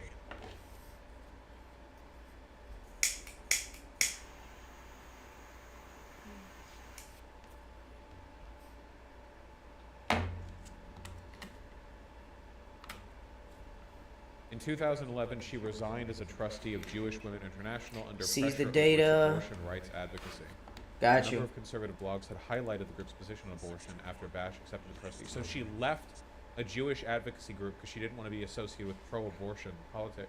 You know that abortion is like enshrouded in the fucking Torah, right?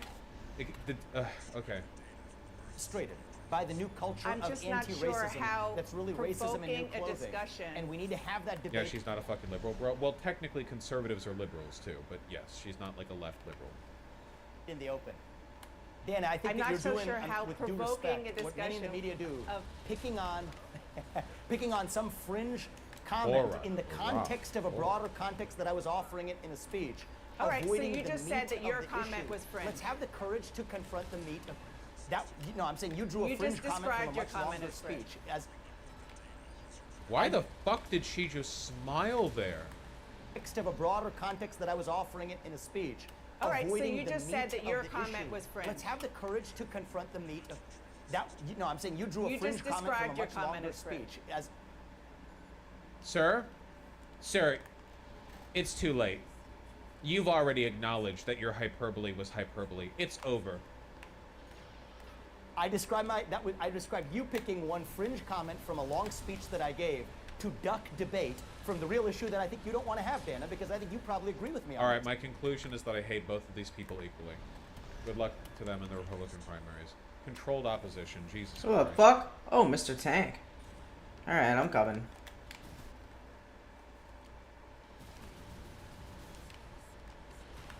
God damn it. Fucking assholes. Back up. I'm not going through the comments. Absolutely not. No shot. No shot. Wait.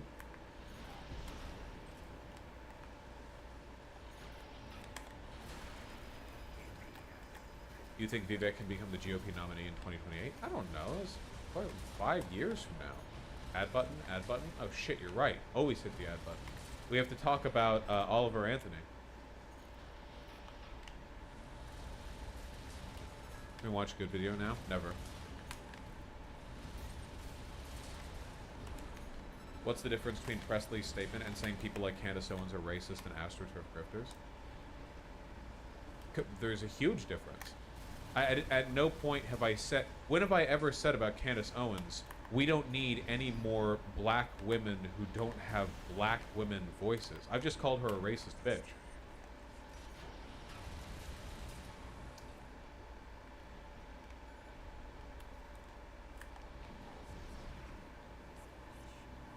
Like, that's completely different. My statement is factually correct, for one.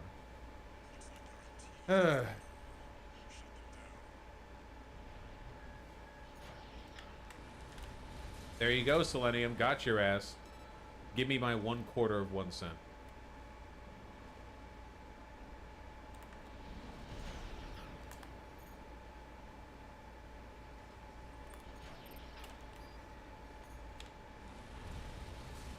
Nice, Alec. It's just funny, D36i. Jesus, you're down bad, be astounded.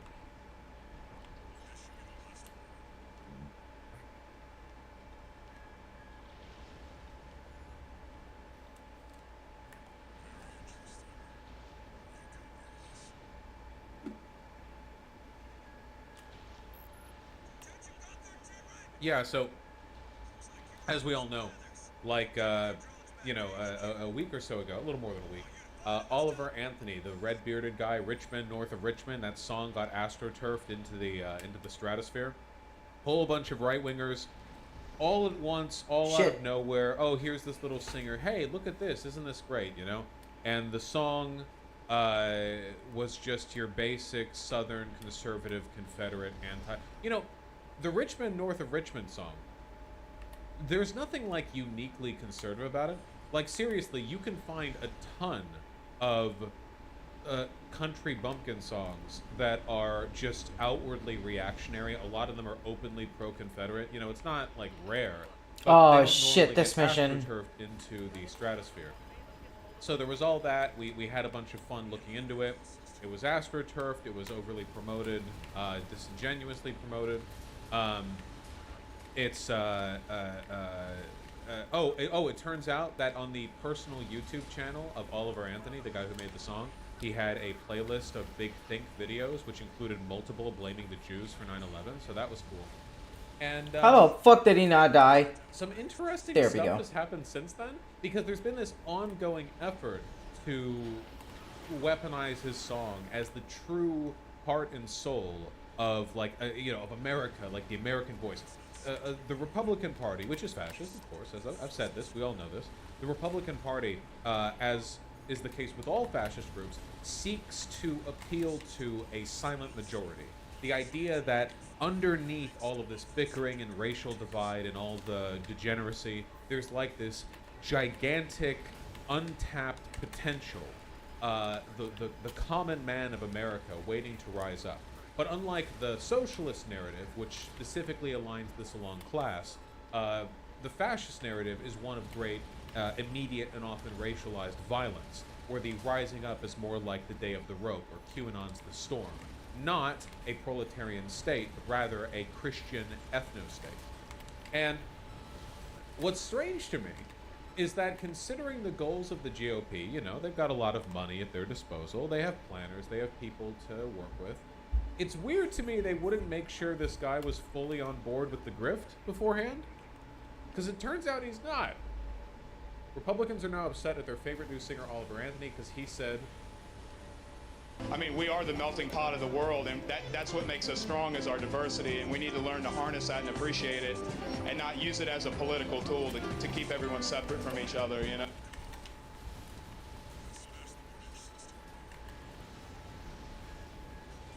I'm out. Unironic diversity is our strength posting. Just straightforwardly. Isn't that what Vivek is saying, just in a different tone? No. Vivek is saying, ignore racial issues because we're all American. What he's saying is, we are a melting pot, diversity is our strength. Massively different. In fact, I would say diametrically opposite, though Vivek is trying not to sound like the opposite of the other. That's the whole point, right, of the dog whistle? Huge difference. It turns out our boy Oliver Anthony was probably not aware of the full extent to which he was being used.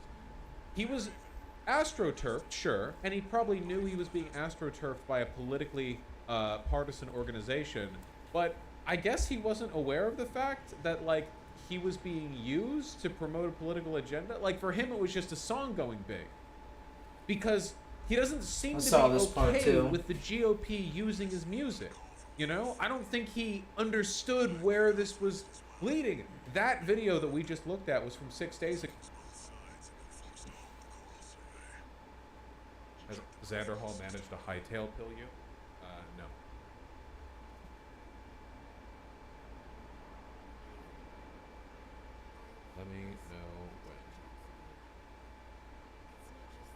need Minecraft, please? Okay, sure, fuck it. I'll boot up Minecraft while we talk about Notch. Why not?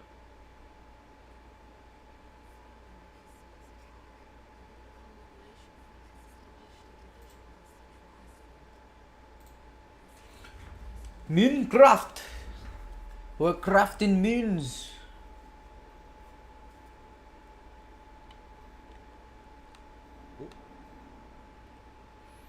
Make a decision.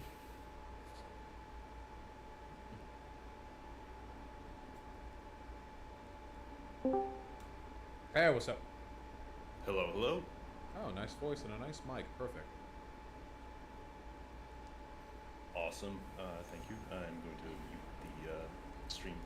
That would be reasonable. How you doing? Doing all right. Finally started a new job a few weeks ago. A different game studio that mostly involves shooting and now punching and whipping Nazis. So hopefully we can at least come. Yeah, hopefully we can at least come together on that point. Yeah, I'd say we agree on that. But you know who wouldn't come together with us on that specific point? You know, there's one person relevant to this conversation who would not, in fact, share our appreciation for that behavior. Yes, Notch, Marcus Pevshon. He is an incredibly damaged person. Right. Well, I don't know if I disagree with that.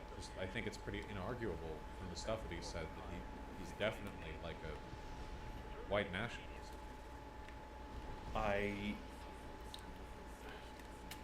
This is very difficult for me because I tend to agree with you that from the views he is currently espousing, he is a white nationalist. And you kind of have to take people at face value in that regard. It's very difficult to contradict it when he is basically showing nothing indicating otherwise. What I think is very important, at least... Oh, don't go near your buddies. Get the fuck over here. Something that you yourself have talked about in the past, which is that the left is doing a dog shit job of approaching straight white males. And... Oh, wait. So are you preemptively conceding the Notch thing? Vouch. I agree that the things that he is saying are terrible, and I agree that at this moment he is terrible for holding those views. However, can we agree on the fact that, well, maybe not the fact, because this is a debate point, but can we potentially agree that there is the potential for him to realize that he is wrong?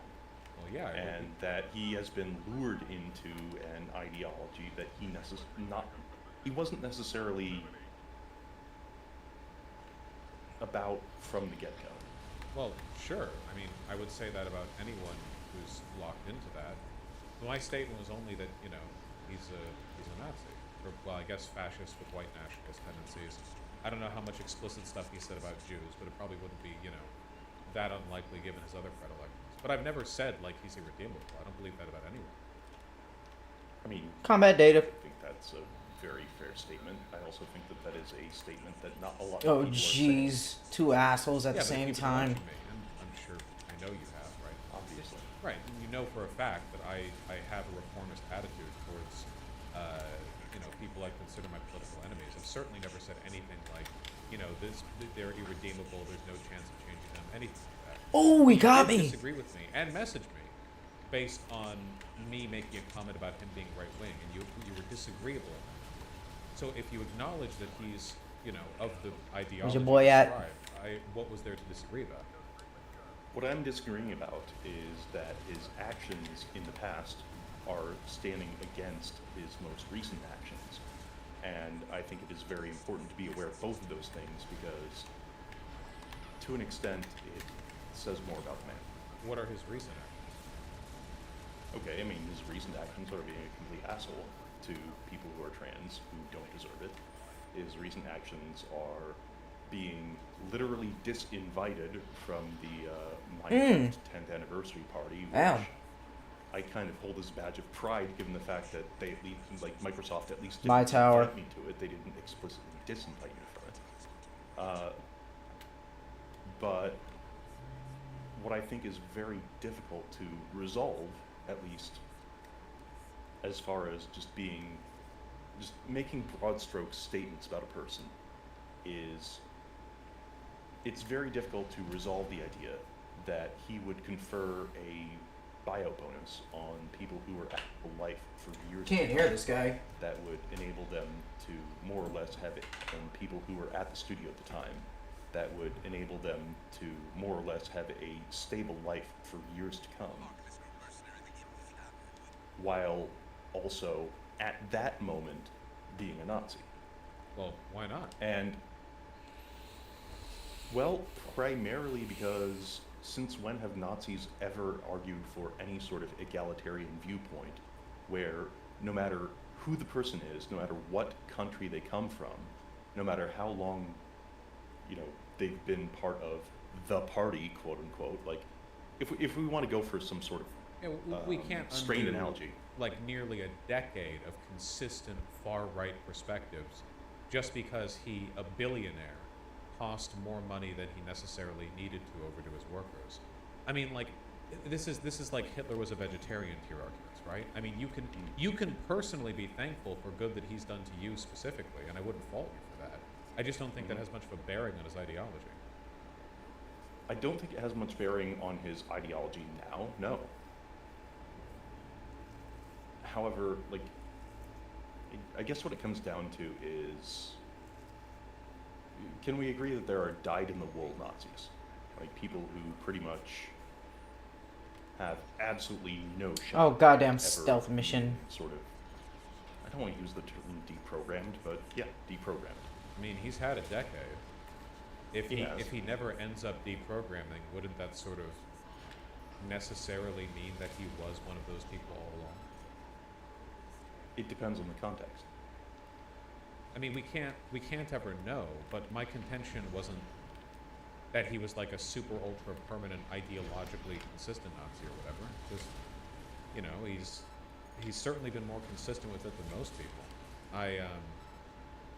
I'm not making the claim that it can't change. Don't really disagree with you there. I guess, look, can you just give me like 2 minutes for something? Sure. Just to sort of explain. Is it a slur? No, absolutely not. Then go right ahead. Hello. No, just make All right. Well, I'm just making sure. And also being facetious in a playful way. Yeah, go ahead. Sure, fine. Mission failed? Fuck, Like, man, they saw The me. thing that gets me about Notch is that he always seemed to be a pretty open-minded dude, right up until the point that he got rich. And that it pretty much just opened that crack. And I'm just going to be very blunt with you as somebody who is on the autism spectrum. The dude is mad autistic, same as me. And I don't mean that as a slur. I mean legitimately, from my Damn it, they saw me. interactions with him over the course of about a year, he seemed incredibly naive and just willing to sign up with just about any ideology that would have him. And he always came across to me as somebody who just wanted to have a friend. And unfortunately, when you have millions, billions of dollars, depending on how you're built, like, that becomes very difficult to do. Like, he pretty much lives his life constantly in fear of whether or not somebody who is being genuinely kind to him is looking for a come up, or whether they actually just want to be his friend. And so that is the perfect crack for the right wing to sort of start shoving that wedge into, going, hey, we'll accept you however you are, no matter how rich you are, no matter how poor you are. Of course it does matter if you're poor, because right wing doesn't really give that much of a shit. But Damn it, he sell saw the me. siren song to him. And as a person who only ever wanted just friendship, that ended up becoming attractive to him. Yeah, And I mean, and that's the problem that I have in terms of being able to say with any definitive terms that, yes, he is a dyed-in-the-wool fascist, right-wing, Nazi who, is only ever going to. Damn it! How did he see what me? He is. But I've never said that. You've got me on the back foot here. You know, you're right. You're Okay. Right. You didn't say that. I mean, I just don't. He currently is that. What I'm trying to get across is that when people who have an enormous voice, as you do, cast off these admittedly true but non-qualified statements about the dude, it ends up empowering more people to rail against him even more. And the reality is that part of the reason why he sold Mojang in the first place is because people were abusing him online. And now, I get that from a purely rational standpoint. Deservedly so. Well, we can talk about that if you'd like. Well, he created. He was not before. He was not a Nazi before he sold the company. Wait, People when did were he sell giving him Mojang? abuse. He started Mojang in fucking 2009. Yeah, but when did he sell it? He sold Fuck. it in late 2014. It was announced internally in July 2014 and then finalized in November 2014. I don't recall whether That or was not when Damn. he had made Fucking negative stealth statements. mission with mech ACs. So I He can't really Don't even started have going off the rails silencers. after that point. Well, okay, but like, you have to forgive, but like, boo-hoo. Billionaire. Yeah. Right? Like, Yeah, no. and then far-right politics off of this. You know, Dude, his story isn't unique. There are lots of like disaffected, lonely, like white boys out there who, you know, are terribly insecure and get lured in by whatever ideology tries to pull them in. But he's far wealthier and more powerful and in possession of more resources than the vast majority of people, perhaps all people in that position. And he, you know, he still does his pity party bullshit, right? And I actually agree with you on that. I mean, it really does depend on the person. Like, you know, after the old Guitar Hero layoff in 2011, I spent a year pretty much scrounging change out of my roommate's fucking couch cushions to buy a block of ramen, walking up to the grocery store, buy it, then go and stare at it and think, well, should I eat that today or wait until tomorrow? Who the fuck saw me? And then I went from that to the Mojang buyout bonus, Who and the- I said to myself, well, you know what? Down there. I'm going to put a down payment on a place so that I can help any friends, any acquaintances that I know. You know, and that is not how Notch seems to have treated things. Oh, he's close. But all that having been said, Fuck. I just have a really hard time thinking that he is irredeemable. But I've never said he's And- irredeemable. But I don't think that we should coddle people just because. What they the could be fuck was that? He's incredibly powerful and influential. Like, of all of the people who deserve to be coddled, he is the least. Like, basically every Nazi in America is a higher priority, morally speaking, for coddling than he is. Because a lot of them have had to deal with, like, real adversity. And while that certainly doesn't excuse their political positions, you know, at the very Alright, least, we it got means him. there's probably, like, an underlying exacerbator. But in this case, like, what made him like this? Like, why fall into this? What, because, like, those people appealed to him? Maybe he's just unlikable. I mean, how are you a billionaire with no friends? You have to be remarkably incapable of appealing to the people around you to be having problems like this. Like, Elon Musk Vouch. has a Shit, aura of get him. yes man, and he's Got him. Incredibly unlikable. I Oh, mean, what is shit. Notch doing? Vouch, I'm not trying to be pejorative about this, but as far as I'm aware, we're both on the autism spectrum, yeah? And can we both agree that maybe not either of us have as many social genes to rub together well, not genes, but like just social, we don't have as much social experience to rub together, or we have more than most people who are there. And you're probably way better than me on that, in that regard. Like, you talk to people day in, day out, so, you know, I get that. But not everybody necessarily has that social experience. Well, maybe some he's people just just get into their late 30s and are just fucking naive. Well, maybe he's just, like, sometimes people are just unlikable, autism or not. Like, maybe he's just, like, kind of an unlikable piece of shit. I don't think then, you know, with his tirade on queer people or minorities or whatever, that I should think like, oh, okay, well, maybe the billionaire had trouble making friends. I just feel like this is a level of sort of patronizing, enabling. I'm coming. I wouldn't abide in any other circumstances, and for people far more deserving, you know. Maybe I am patronizing him. I will admit that. But like he can, the only one who can make him change is him. That's true.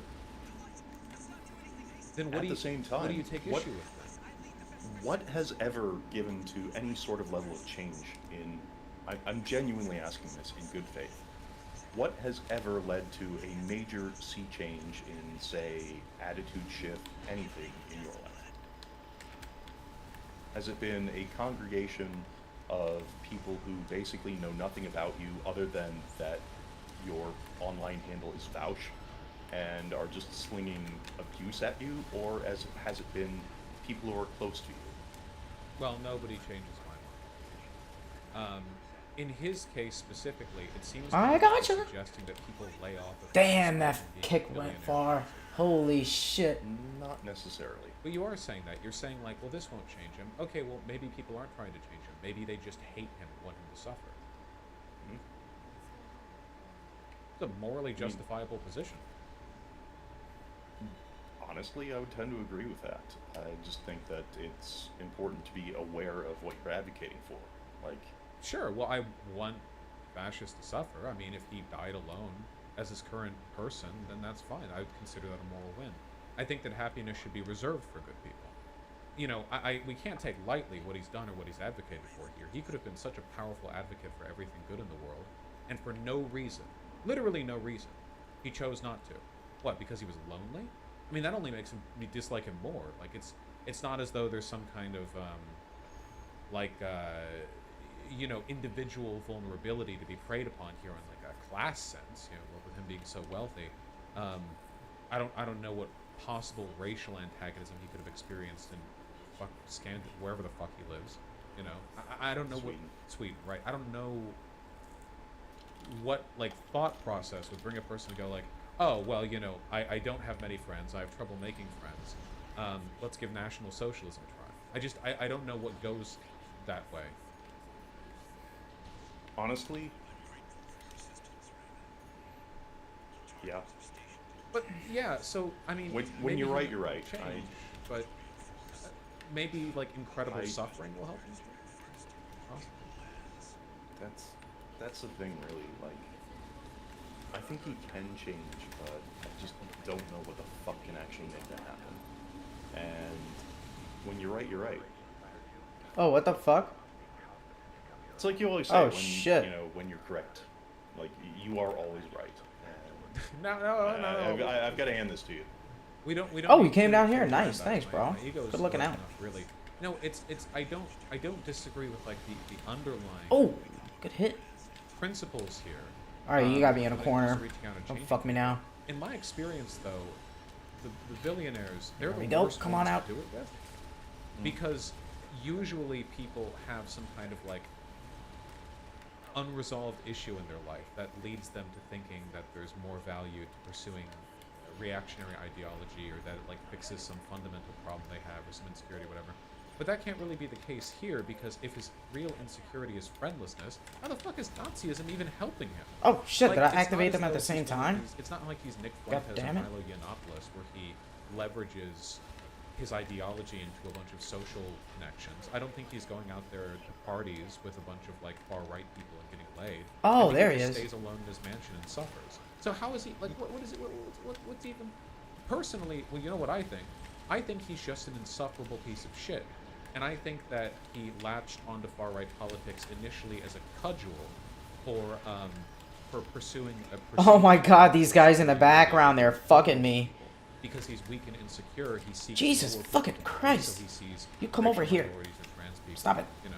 Stop But I cheating. think it's a lot of it ultimately is just because he hates himself. And you know, as Fucking because he bitch-ass hates himself robots. and he hates having to deal with all of this nonsense for, you know, self-actualization or I'm out. or feeling Pussies. like he's participating in society broadly. I think he just lashes out over it. And I don't know what about that can change, right? Like this is like you say he's broken. Like I agree with that. He just doesn't act like other far-right billionaires. He's not even like funding super far-right causes. Like what is he doing? That's part of the reason why I'm arguing that he's kind of broken. in that regard. Like, I mean, like if he was a far right billionaire, who just goes off and fucks people over, I would be a lot more happy to just write him off. And yes, I am a biased source in this regard. Like, I literally worked with him for about a year, and you said yourself that a lot of these people are arrogant and don't want to deal with trolls and things like that. And yet, I'm just looking back on literally the day that I was out there, like out here for my first interview, and one of the other Java coders introduced me to him. It was like, yeah, Ryan here has been working on a bunch of Minecraft mods, and his immediate response more was, arena fights. Let's go. I'm sorry for the quality of the code. Like, he's just always been this incredibly awkward motherfucker, and just absolutely nothing about him, meeting him in person, screams right-wing ideologist, which is why I find this whole thing so hard to parse. Well, I don't think that he's like a hardline political advocate or anything, which is why his engagement seems mostly to be limited to like tweeting how bigoted shit and then crying himself to sleep at night. I don't really know why he feels he needs to be that way. But it doesn't seem like coddling is really, because it's not as though Notch like exclusively receives negative attention, right? He's beloved by many millions of relatively apolitical people who don't know much about him except that he made Minecraft, the most popular game ever. Got me with that second hit. So, in line with that, like if he wanted to look for positivity, he could have found it, and probably has found it. Clearly, just doesn't mean much to him. Yeah. I'm surprised he hasn't killed himself, since he's so apparently incapable of engaging with any positivity. He just does the self-destructive shit. Probably because his brother killed himself. Did he? Oh, I didn't even know that. Well, then I'm doubly surprised, because suicidality tends to be comorbid with other suicidality. Yeah, the whole Herobrine thing is only partially myth.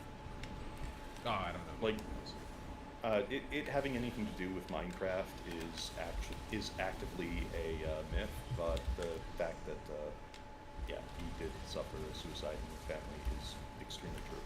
Well, if he's going to persist through sheer stubbornness, I would really appreciate it if he didn't try to shepherd other people along to their end. Yeah, that's mainly the thing, is just all I can really say is, as an extremely embittered, depressed person on the autism spectrum, who at least has chosen to use that embitteredness and depressedness to like try to help the people in their own social circle, I can also see how that can bend incredibly in the opposite. Oh, man, that shield. Instead, that's some shit to get through. This embittered piece of shit who just tries to drive everybody away, and I don't really know what there is to do with that. Like, I've experienced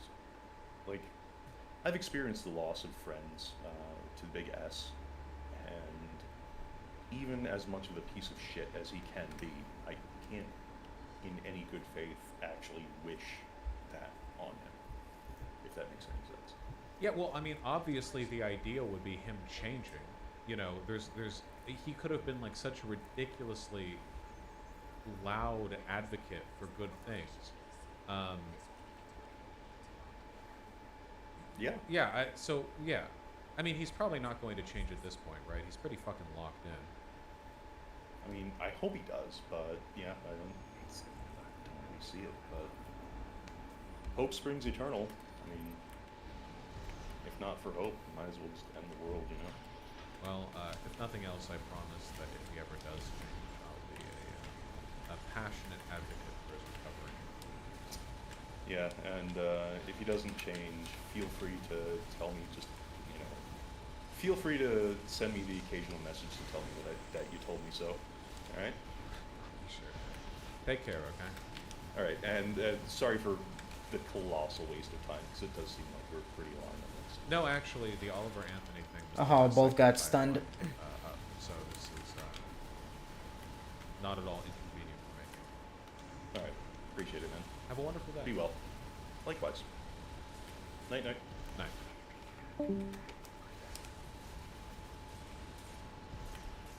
Guys, I just wanted to Unbreaking 3, and I broke the... I destroyed the lectern after realizing I'd gotten... Still got his shit shooting after me.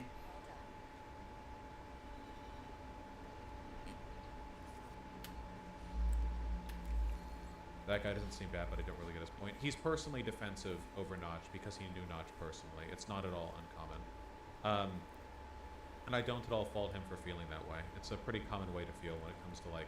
There's a very big difference between, like, interpersonal, like, how you would treat somebody or think of somebody who you know personally, and how you have to treat or think of them in, like, a broad, distanced political sense.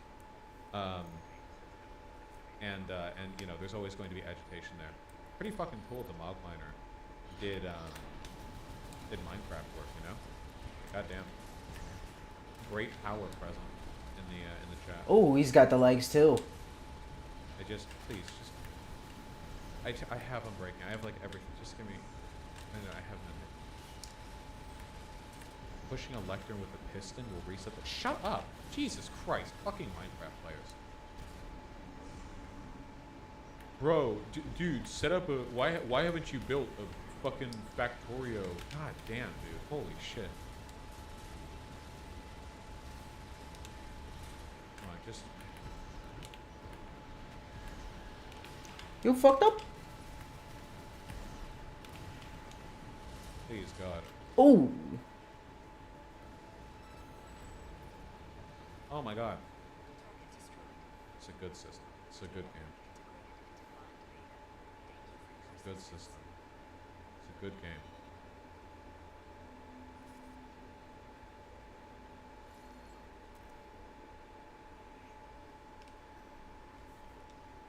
I'm gonna start banning people in chat. It's like the wind being taken out from under my sails when I play a video game and a bunch of people in chat are like, hey, I've spent 6 trillion hours on this video game. And mathematically, the optimal solution to the problem you're working on right now was settled about 4 years ago. So what you're going to need to do is downgrade your version. You're going to go back to 1.8.014 beta build. That's going to allow you to get a 4% optimization increase due to a difference in the chunk update algorithm. Okay, so here, I've got this build. You're going to want to download this mod will help you see blueprints. And, okay, we'll switch over to Creative World so that first you can make sure this works properly, because, you know, sometimes it doesn't. Give me the fucking Unbreaking 3. I'm gonna run out of this axe charge. No. What if bands could make it so you couldn't watch stream as well? That would convince people. Get over here.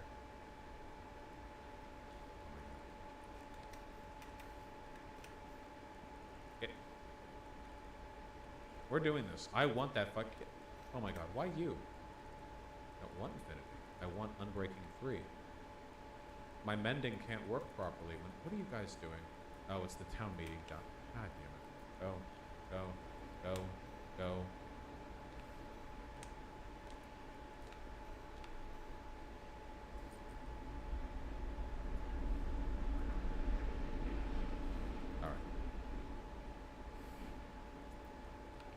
All right. Get that out of here. What was I saying? Oh, right. Well, that was the last segment that I had planned. I wouldn't mind ending earlier today. Oh, hello, No Justice Raid. What's up? I settled the email while we were doing the Vivek Ramaswamy thing.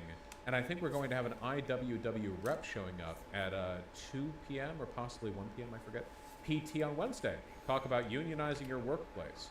Valuable skills. Yo. Was this the worm? Excuse me.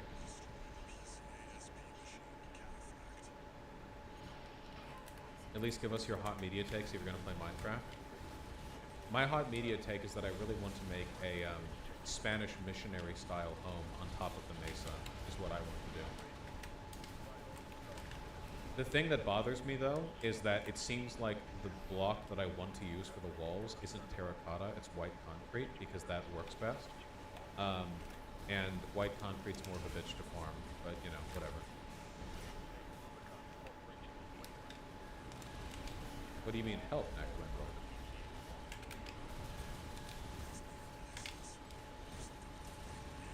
Don't worry about it, Clint South.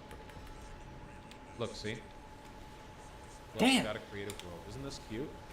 I feel like I could do more with like vines and stuff. But like dark oak, brick, white concrete, and lanterns and stuff, I think this is cute. It's a front, see? Like as a test. Oh. I feel like I could do more with the detailing, but I'm I not can only really hit him sure. from on top. The problem with the white concrete is that you can't make stairs or slabs out of it, so it can only be a block, which is actually really fucking annoying. Gotcha. Wait, can you use a stone cutter on that? Does that work? Whew. Can you Whew. stone cutter that shit? No? Okay, whatever.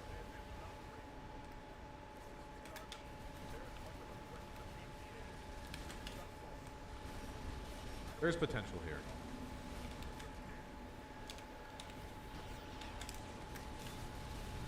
Maybe quartz for stairs. So I tried smooth sandstone, but smooth sandstone just does not look right. For quartz... No, shut up.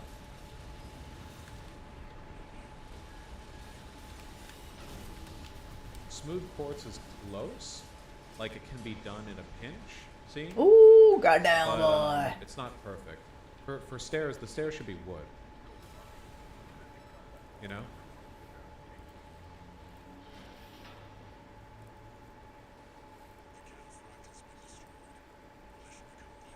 See, that looks good, I think. I've tried polished diorite. I don't really think I care for it. See, it's way too... it also has like a block shape. You know, it doesn't look right. It's stone, but this is supposed to be like adobe, like mud. You know. I wonder if a different wood would look better.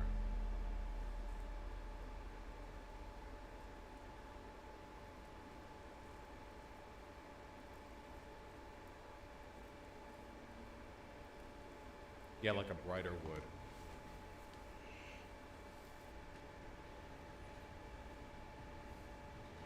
Okay, dark oak is as dark as it gets. What about like mangrove? Does that look good? Oh shit. Like if I... like as a color... No, it's too close. Nope, it's too close to the brick. It doesn't work as a highlight. What about like the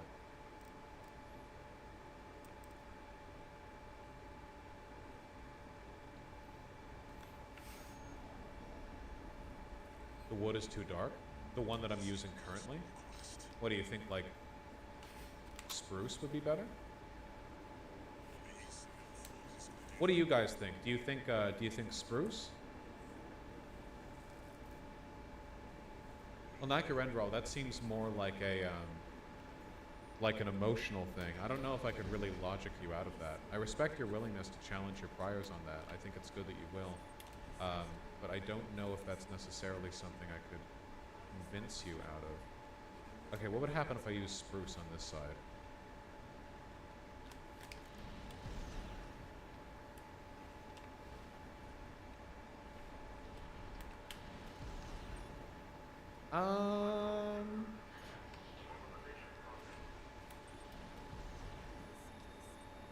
I think the dark looks better. Yeah. No, I like the dark better.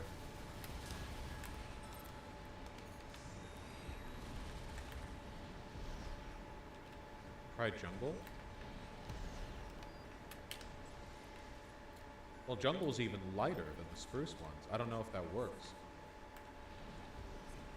Try birch. Well, that's...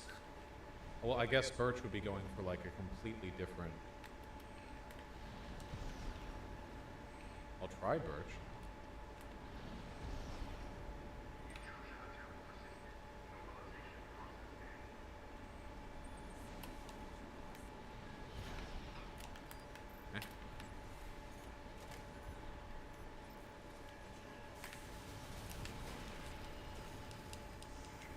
Okay, wait. I like this better than the other wood.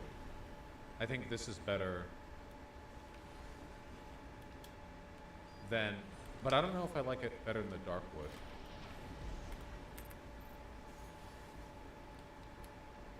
Maybe spruce for stairs. Maybe spruce for stairs. Yeah.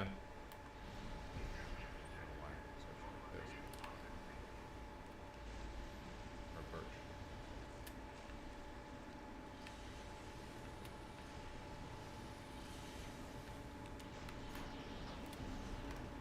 That could look pretty good.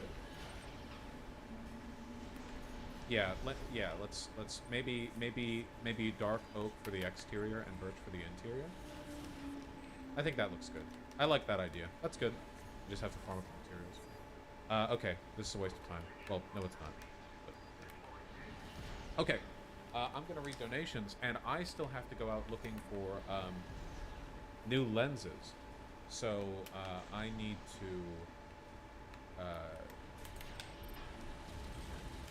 Okay, hold on.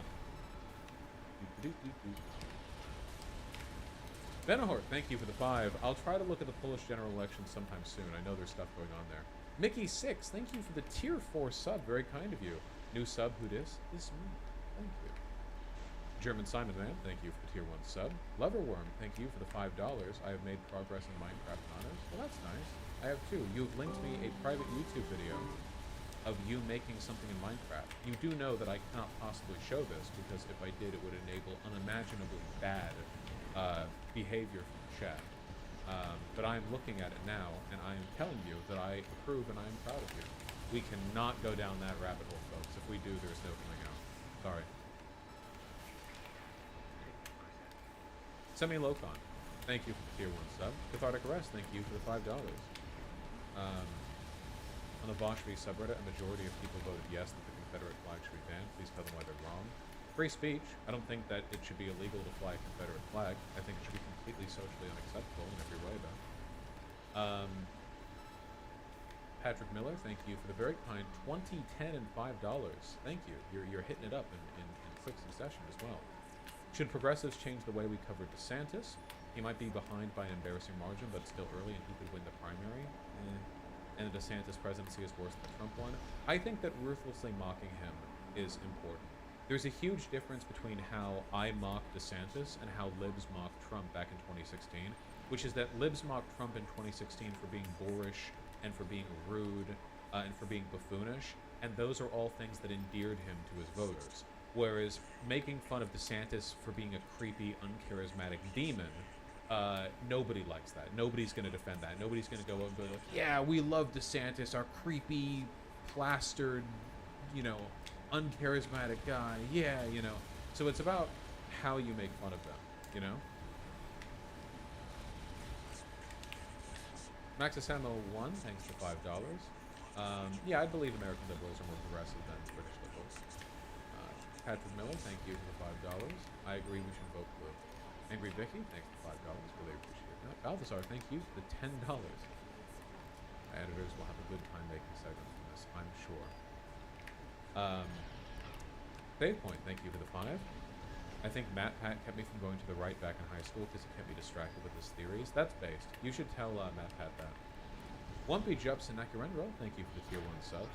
I might talk about Pikmin 4 at some point. I've played it. I got everything. I got platinum on everything. I did everything. Pikmin 4. I did it. Very good game. Parakel and Evan Christensen, thank you for the $5 both. Really appreciate that. Thank you, Parakel. I'll have a good amount of fun later today, I imagine. Z.A. Blaze, thank you for the $5. And Zenhaniel, thank you likewise. Good luck with the wisdom teeth removal recovery, Z.A. Blaze. We've all been there. At least some of us have. Parakel, thanks for the tier 2 sub. You're being very strong, Parakel. Being very strong, not very close. Benjamin Gilbert Litt, thank you for the two $10 donors. These are from a couple days ago before I went on vacation. Paddlepunk Roller Girl, Big Booty Butches, thank you for tier 1 sub. Nicky Bugs and Adrian Gibble, thank you for 5. And Dara, thank you for tier 2 sub. Balthazar 228, thank you for the $10. Kick him. And Mog Miner, thank you for the $50 donation. This was before you even came on screen. We're the kids in America. Whoa! Everybody watch for the bull, let's get down. Kim Wilde, probably, yeah.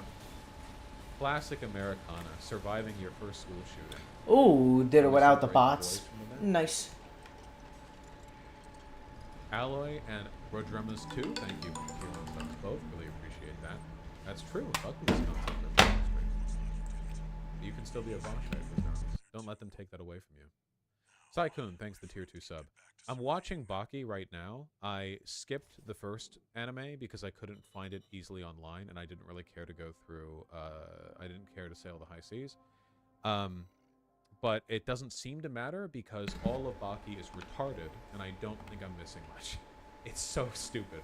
It's stupid in its animation, it's stupid in its character design, it's stupid in its writing, it's stupid in its dialogue. It's so stupid. It's incredibly stupid. People make fun of it's like JoJo if JoJo had like, I don't know, 16 concussions. But I am enjoying it.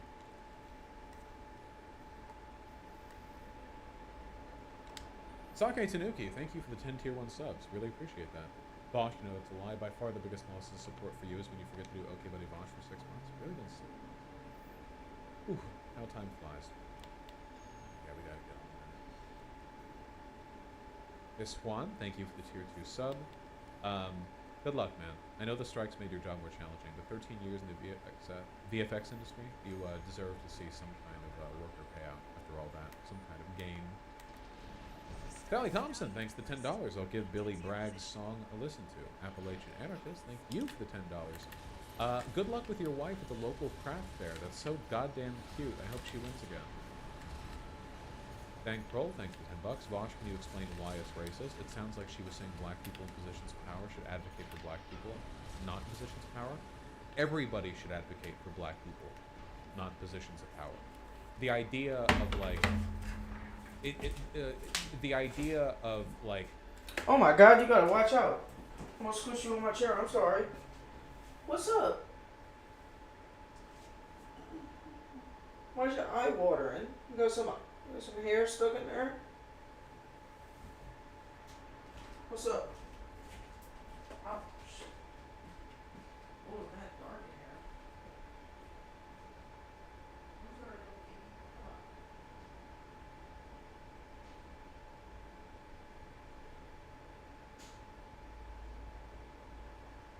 Here, come on.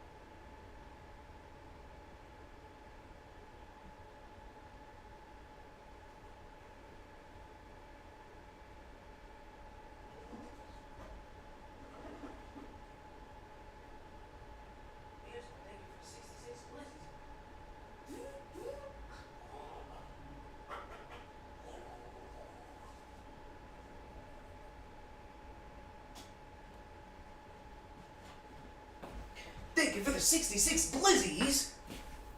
Man, I gotta practice my glizzy overdrive. Saying we don't work need on my more spit, black faces my that spit aren't speaking technique. black voices is a suggestion that there is a great interest to keep out of politics black people who don't have progressive politics than other groups of people who don't have progressive politics. It's basically like black people who don't advocate for black interests are worse than white people who don't. And what's more, it's a suggestion that there is any one black race. When I have talked to black people, and they actually have different voices and different political opinions. Jordan I-99, thank you for the $20. I will take the Cynical Historian video, 10 American Founding Myths. I'll take a look at it. Thank you very much. I am having a great day. My back hurts a little bit. FireX and X-Rock, thank you for the tier 1 sub. I will never go back for my PhD in sociology. I learned so much more, so much faster in the process of doing my work here than I ever could in a university. You know, I have no interest in going back for that. Iron Mage, thanks to the gifted tier 1 sub. Kowalski from Nebraska, thank you for the $5. We watched the conclusion to this video. Maybe not, but let's see. This is a 23-minute video. So, no, we can't. Even the end. Again, we cannot promote this kind of behavior from video donations. Absolutely not. This channel is just called World War II, and the title is called Censored Robo-Tank Slaughter Polish Children War Against Humanity. Interesting. Well. Good videos? Alright, well, we have Bosch the channel's very fucking good. Well, I've never seen it, so how good can it be? I'll give it a look. Off screen. The Mog Miner. Thank you for the $10. Potential content ID on this vid that helped me get the job. Anmari Damacy theme. This got you your job?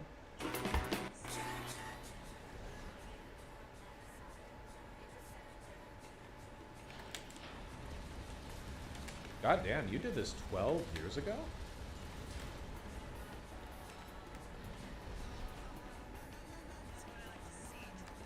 I'm not surprised. That would get you a lot of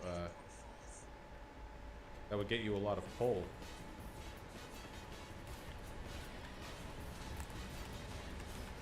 That's fantastic. Well done. Katamari Damacy is a very good game.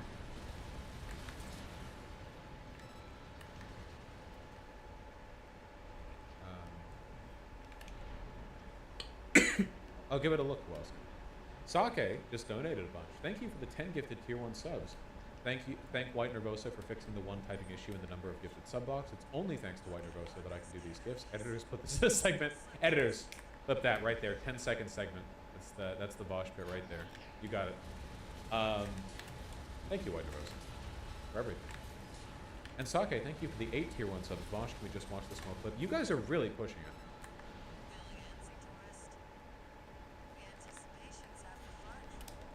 I have to do what PewDiePie did and just do a stream where I just rewatch old VODs like full screen, so it's like I'm there but it's old. That'd be pretty good.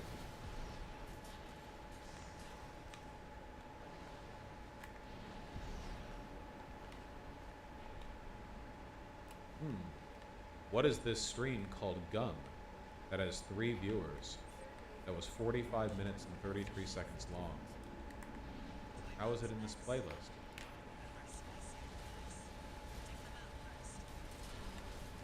Wait, I can view it?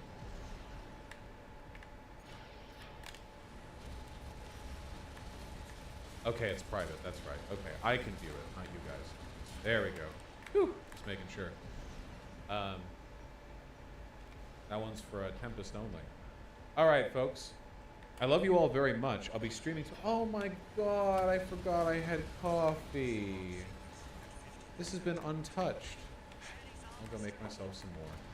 I love you guys very much. I hope you have a phenomenal day. Lenses, though it might take. Fucking asshole. So was one dipshit. Love you all. I will host my beautiful big boy friend, who is. I haven't opened it up yet, so I don't know. Maybe they're not even a boy or big. They could be small and not a boy. I found a person who's both small and not a boy. We have fulfilled the opposite criteria of my initial claim. Lumi? Rude. No. Somebody already destroyed the other missile. God damn it. I did say big boy. I think we should go with Xander Hall. I think that feels right. I said we're going to host a big boy. I think we should go with Xander Hall. I don't want to back off. You know, I don't want to make. Oh, what the fuck? Okay, Lumi, we're fucking hide behind the slotting wall, them in. They're assholes. The ode indebted. But I'm going to stick to my priors on this one and host Lumi next time.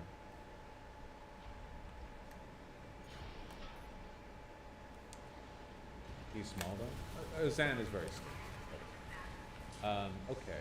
Computer dashboard. All right. I love you guys. I hope you have, you know, but is a boy not big in his heart? Is that not wherest a boy becomest big? I would say so.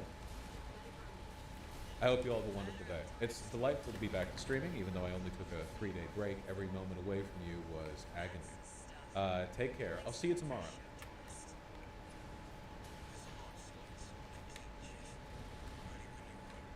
Never find the Xander Hall. Thank you.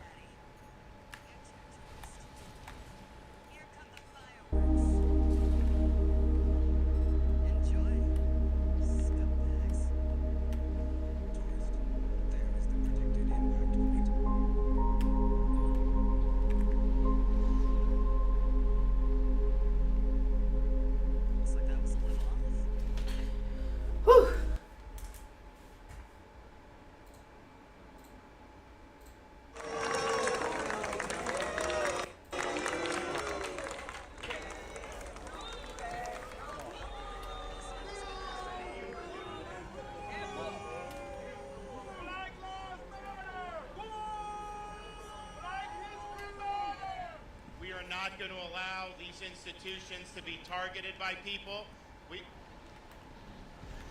Oh, little robots. What are they doing there? Okay, listen, y'all.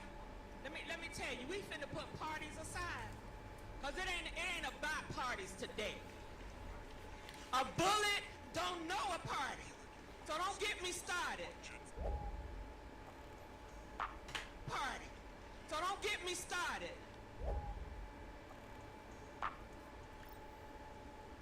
You just watched Ron DeSantis get heckled when he tried to speak at a prayer vigil held in Jacksonville following an anti-black terrorist attack by a neo-Nazi at a Dollar General.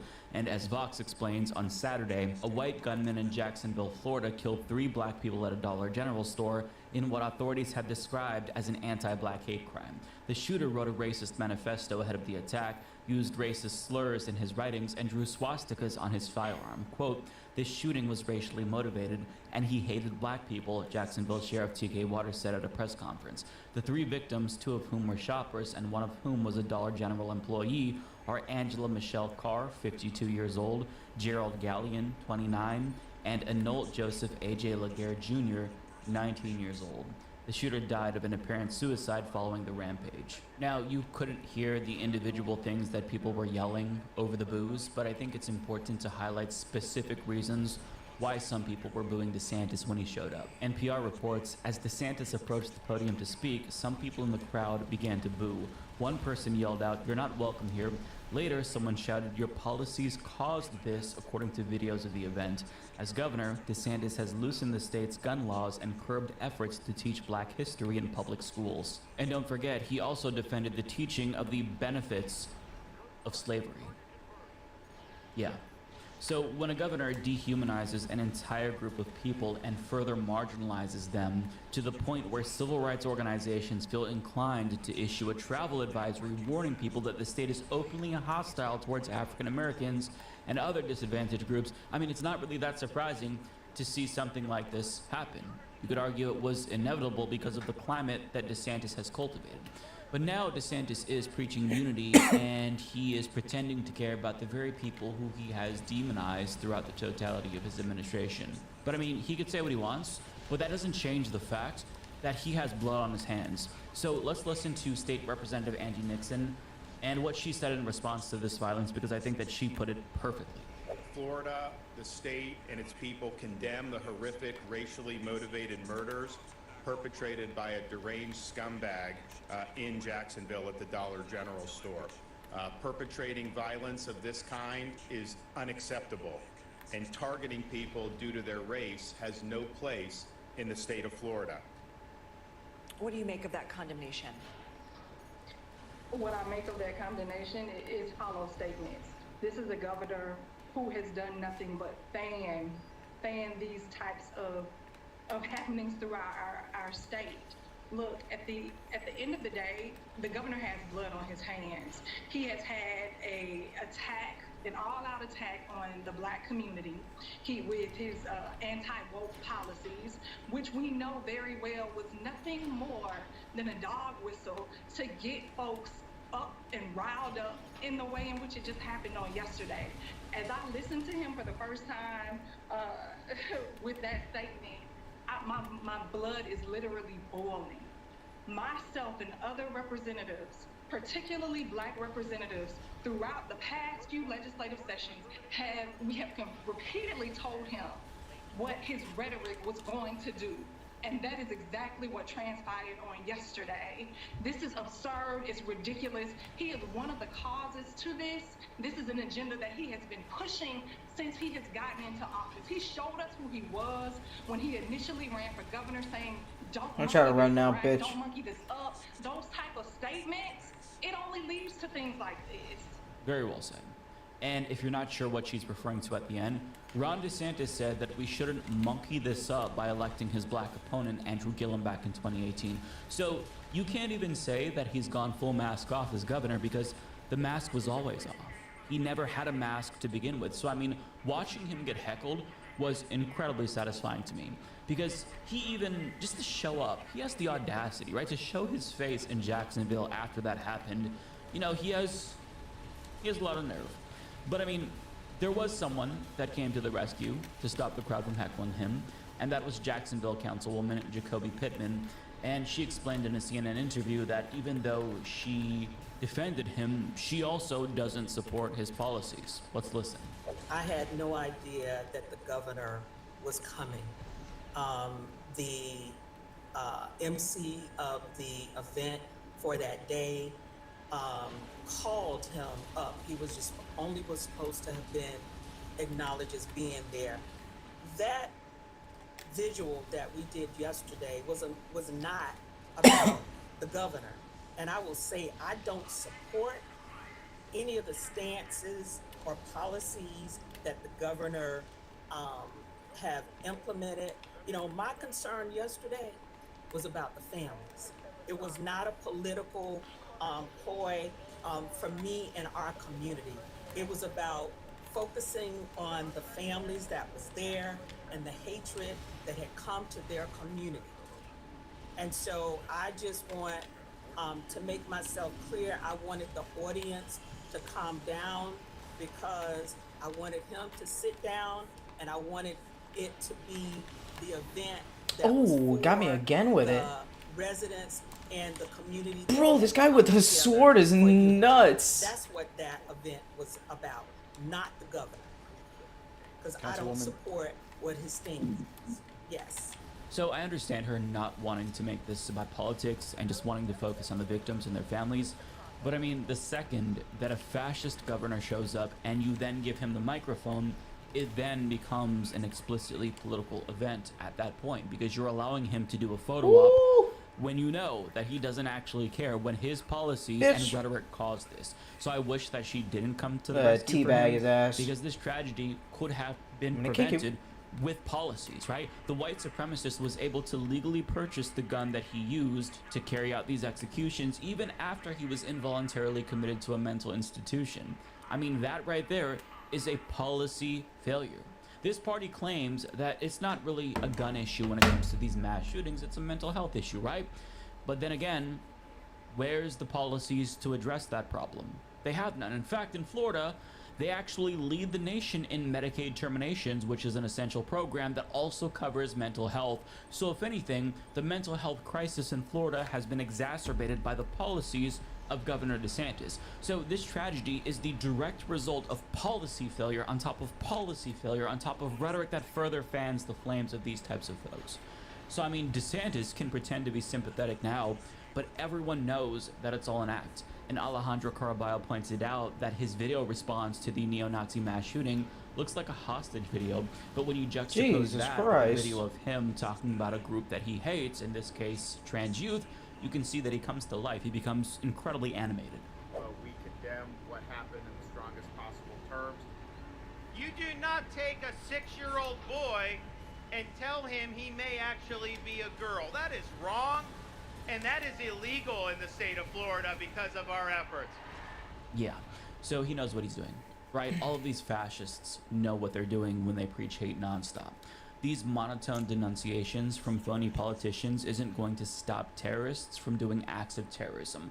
However, on the opposite side of the same coin, constantly pumping people's brains full of hateful propaganda and hysteria, that is going to encourage them to take up violence, right? So where the rhetoric matters is when it comes to the preaching of hate. The denunciations don't actually make an impact when it comes to people's actions. And these fascists know this.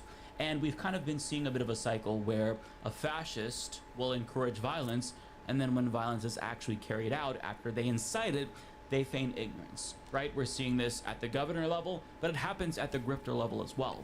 So let me show you what I mean by that. Last week, Libs of TikTok shared an innocuous video of an elementary school librarian calling herself woke and claiming to care about social justice.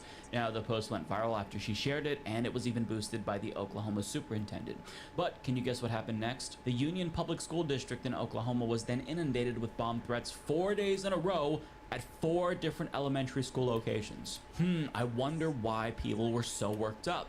But then just a few days earlier, a California chapter of Moms for Liberty, which is another fascist group, hosted an event at a library which resulted in a transphobic speaker being told by the librarian that she wasn't allowed to spew hate speech. The video then went viral on Twitter after a transphobe shared it, and transphobic influencer Riley Gaines responded, also sharing it and saying that she wanted the silent majority to, quote, do its thing, and then followed up with the phone number for the library and encouraged people to call. The library was then evacuated because it received a bomb threat. Riley Gaines is now threatening to sue Pink News because they simply reported on it. So I think that it's important to kind of put what's happening into a broader context. We're to the point where the Republican Party and conservatives in America, they are fascist, right?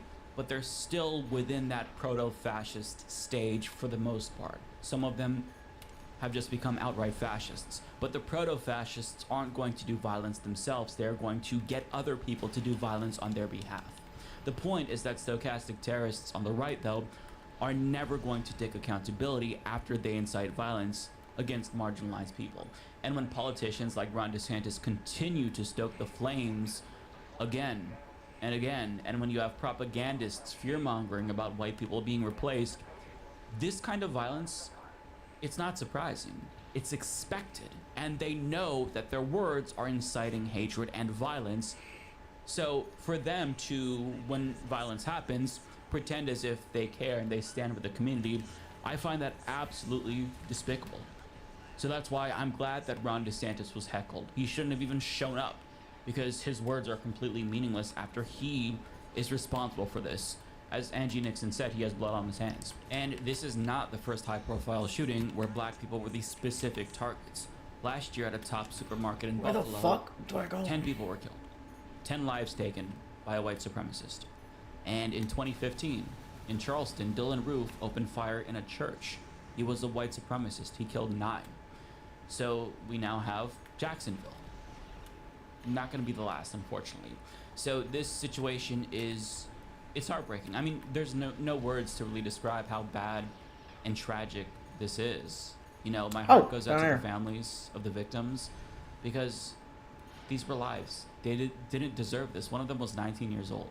And what makes this so much more infuriating, and why I really feel the anger of the people who are heckling Ron DeSantis, is that all of this was unnecessary. This tragedy could have been avoided.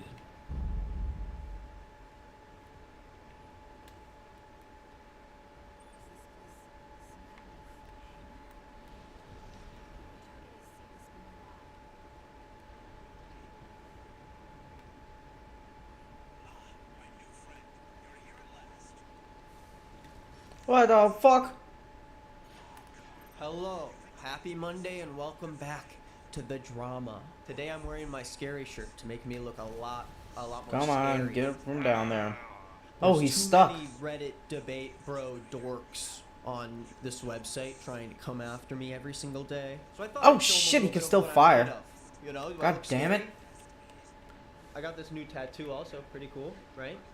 You guys know that feeling when you're in high school and you fall in love with your teacher. We you think finally the get teacher's out. Super hot. Yep. And you end up marrying them and having a kid with them. Who can relate? Woo! Not me. That's not my story. But if you're a Zoomer like me, who's always clawing at the gates for some good old age gap, power imbalance controversy, I'm here to provide it for you. I'm here to give you the story. We've got an internet divided against some influencers here, and I want to talk about it. Today we're talking about the power couple.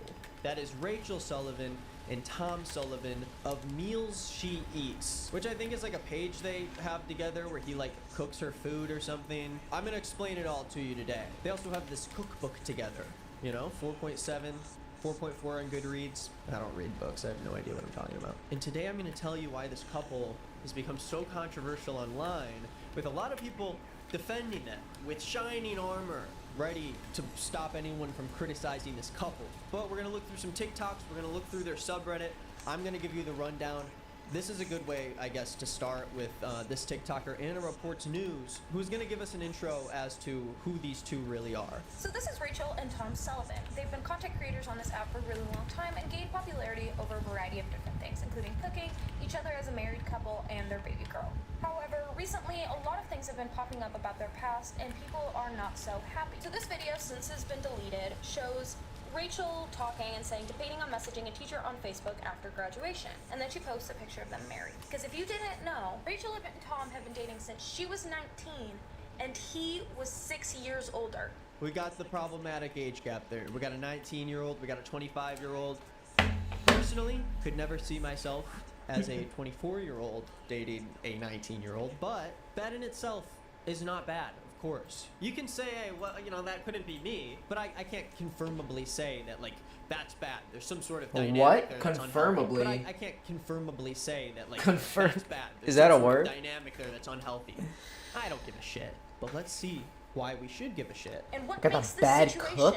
even Oh, worse, nice. my opinion, is that people found the high school and the person in red circle. Maybe that's here better is than my Tom Gatling Sullivan. gun. He was a coach at her school. Nah, when it's she not. was a student there. So, I'll give you the rundown.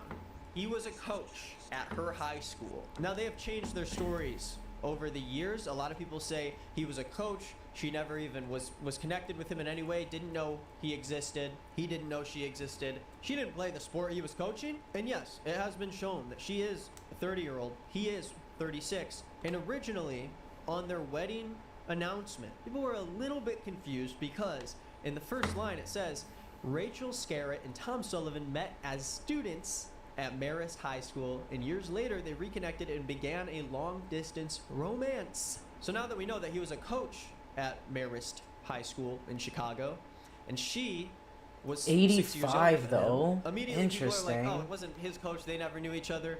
I looked this up and I was like, their school has about 1,800 students. My high school had about 4,000 students there, and with that kind of size, I will say, at least with more than double the size of their high school, there's a lot of people who you don't even meet. There's most of the teachers you don't even ever have a conversation with. And I'd say with 1,700 students, of course, that lowers that chance that you're gonna kind of know more people, but it's still a pretty big school, right? But that didn't stop people from being confused because, of course, their whole wedding announcement thing says that they met as students. They went back to their roots, the intimate chapel of Marist High School. But none of this is enough for TikTok. I mean, I don't even think it's enough for us, you know? We need to dive in deeper, but... Has you can more already attack, see obviously that less a lot of people who are fans impact. of Tom and Rachel come very quickly Attack, to their heat defense. buildup We've commented has less thousands than and that. thousands of views saying she's 19.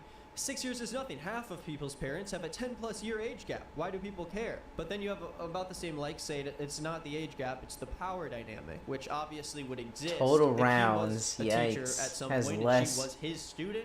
But other than that, the power dynamic probably doesn't exist once you're out of high school, right? Like that person doesn't have any sort of position that would be held over you that would give you any sort of, I don't know, controversy when it comes to them being with each other. Most people did not like this first part of the story. They're an amazing couple. Why can't people leave things happy the way they are? They're a wonderful couple and amazing parents. Why do people care? It's their relationship. This came out at the beginning of their popularity. I don't know why this is such a huge recent discovery. Their wedding hashtag was hashtag Coach Sully Scored. Ever since being called out on this and the fact that he was dating someone who went to his school and knew her from the ages of probably 14, she has claimed that this was actually their first conversation and she didn't message him. The wedding hashtag Coach Sully Scored, a little bit suspicious because they are making their wedding hashtag based off the fact that he was a coach and she went to the high school that he was a coach at. But she makes a very interesting TikTok here where it says, Tom says, what are you studying? Me, I've changed my major so many times. Just gonna marry rich. Tom says, that was my plan, but now I'm gonna get rich. She says, if you get rich, I'd be honored to call you my husband. He says, I do struggle with the cereal thing, blah, blah, blah, whatever.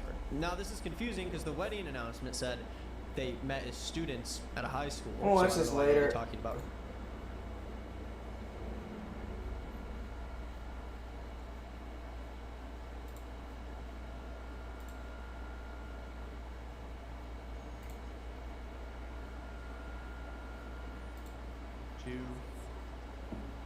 Hey guys, I'm here. It's a solemn Monday, actually. Nobody died, but it feels like it. Yeah.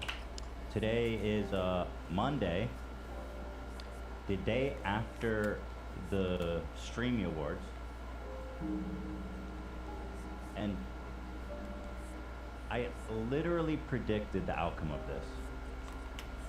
Despite all you guys and all you guys peer pressuring me into going. Hold on. Go ahead, try to defend yourself. I said Jay Shetty was going to win. Repeated. Dude, it wasn't just that he won. It was the commercial break / Jay Shetty winning. Okay. I mean, that part was a little... That was the ultimate disrespect. I frankly didn't expect it.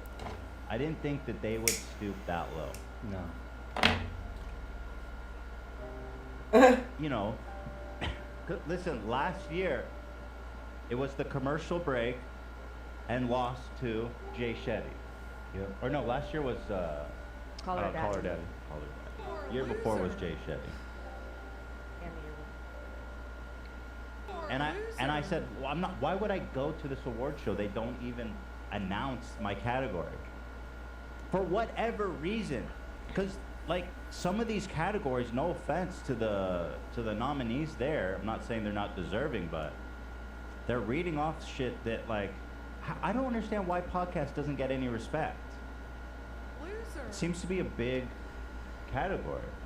Yeah. We should be in show though, Olivia. You're right about that. Yes, I was saying next year I think we should submit for show, and I think that would maybe change things. No, because then we have to beat Good Mythical Morning. They win every year. Maybe it would change things. Loser. They had Link right in the front row and shit. He looked They didn't win awesome. though. Yeah, I know, but like we're not gonna beat them. I feel like we've been in podcast for so long now that we just gotta stick it out. I feel like we have the best chance in podcast, huh? It's yeah. Maybe. No. I'm not changing. I'm not changing for them. Like my relationship with them is permanently and forever severed. Don't sacrifice your integrity. Where's the category winners? Here. By the way, we don't have any sponsors today. They saw that I was a loser. Yeah. That we fucking lost to Jay Shetty and everybody canceled their ads for today. Yeah, they gave me a ring this morning, and they were apologetic, but they were firm.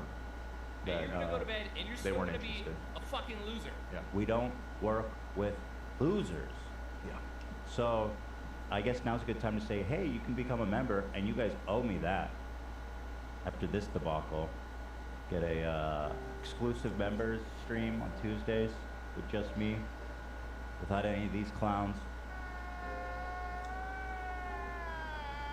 They just spammed to me on WhatsApp trying to save my life. So they have a minor role to play. Sporting role, yeah. Also, you get my social security number, my phone number, my driver's license, and my birth certificate, routing number, account number, security code, DNA sequence. Right. Genetic. Vial of my blood. full genome. All of it. Access to Discord. Whatever. You don't want to subscribe to a loser either. All right, so like, so this is what is annoying. Okay, last year they announced it during the commercial break, and we lost. Whatever. It's one thing to lose, but it's another to do it during the commercial break. So I've been saying, why would I have no reason to go there. Like last year, Ian was there with Bizarro Ethan. Ian, yeah.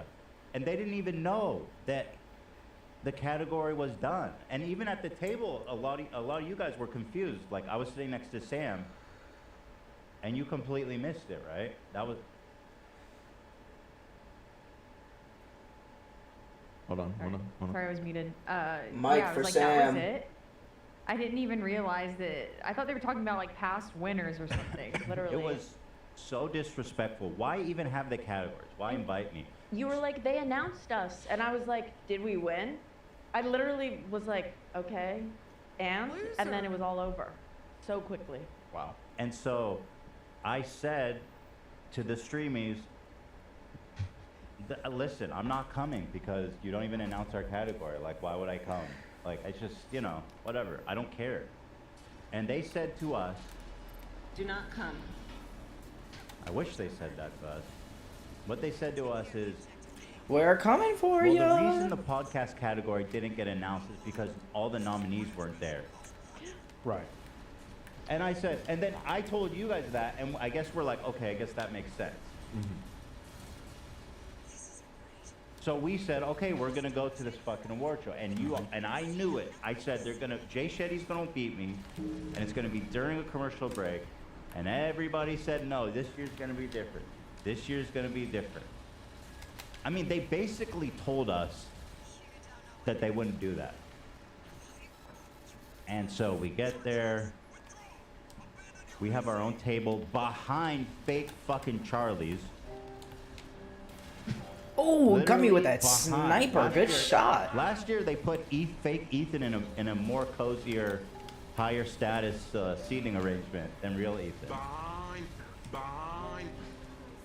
You know, and they put it at the end too. I watched there, faithfully, gracefully, cheering on all the winners. Yay.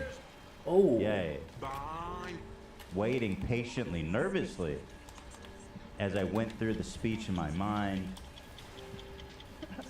as I sat there with great anticipation. We had come towards the back 20% of the show, and I said, yo, we haven't been yada yada'd yet. Because there were 2 yada yadas before us. Who So the they just fuck is announced this? Losers during the commercial break. And I was like, maybe. What is this? it's 3 not on 1? happening. What the fuck And is all of a going on? sudden, after some dumb fucking Try Guy Christmas bullshit. And by the way, not exactly Dumbass, like back the fuck up. entertaining, okay, streamies? It's not. And by the way, all my fans you guys were watching, they didn't need to be wasting their Sunday night watching that shit. So that entertaining? You know what I mean?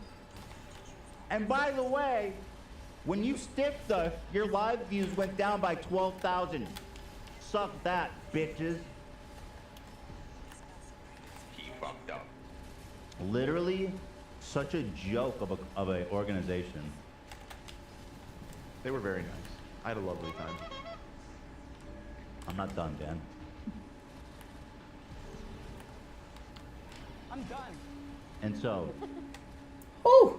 let's see. Damn. Right after What the there was fuck a was that? fake Among Us bit. What year is it? Among Us? Can we move on, please? It's 2023. It's not the year of Among Us anymore. Why the fuck are we doing this? Year is it? How about that Spider-Man Elsa bit too? Spider-Man Elsa! Yeah, what? That had to have been homage to you. I'm sorry. No, I mean, it was a big category. Back then, it was a big thing. They could just say my name as a winner if they want to do an homage. There's an homage. What's your name? It's Ethan Klein. His name is Ethan Klein. If you didn't know. And so I wait there, and right after Spider-Man's Frozen Elsa Among Us bit to a room full of adults who have better shit to do on a Sunday night. Are you crazy? Than sit there and pretend to be entertained. I have kids. I have dogs. I have a dog who's not well. I'm not even kidding. Every moment I get to spend with him is a blessing, and you took that away from me. You think I wouldn't be... I value my free time, and I feel that they tricked me into coming. They tricked our audience into watching.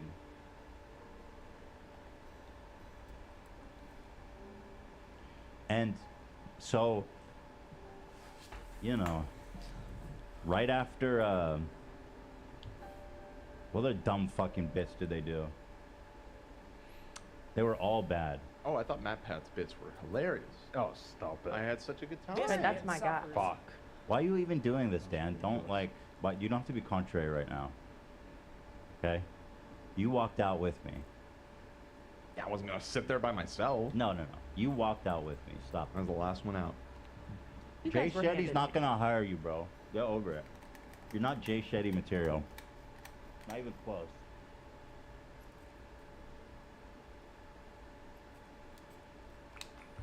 So I ate a little fruit. So right after that, they go, okay, we'll be right back. Go to a commercial. They just roll some bullshit on the screen, and then everybody's like, I'm not gonna pay attention, I'm gonna go to the bathroom, whatever. And for podcast, Jay Shetty, all right.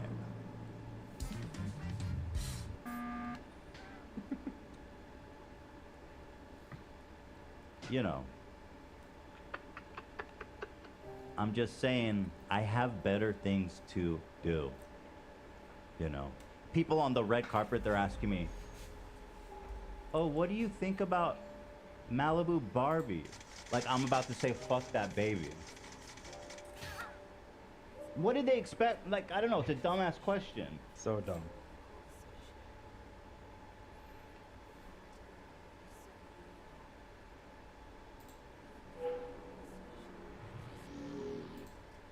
Like, let me hold on. Let me just to make it clear.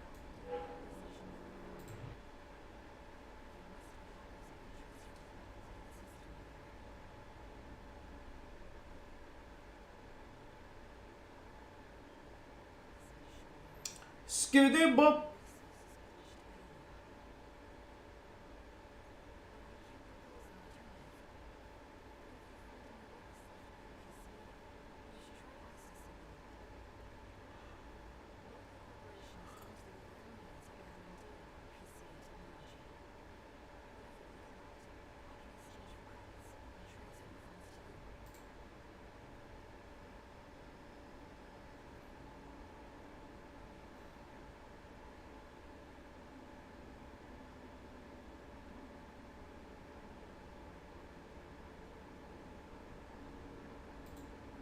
So this beginning is like really stupid. Mr. President, thanks for joining us. Thank you. Why aren't you at the Fox News debate tonight in Milwaukee? You see the polls have come out, and I'm leading by 50 and 60 points. And some of them are at 1 and 0 and 2.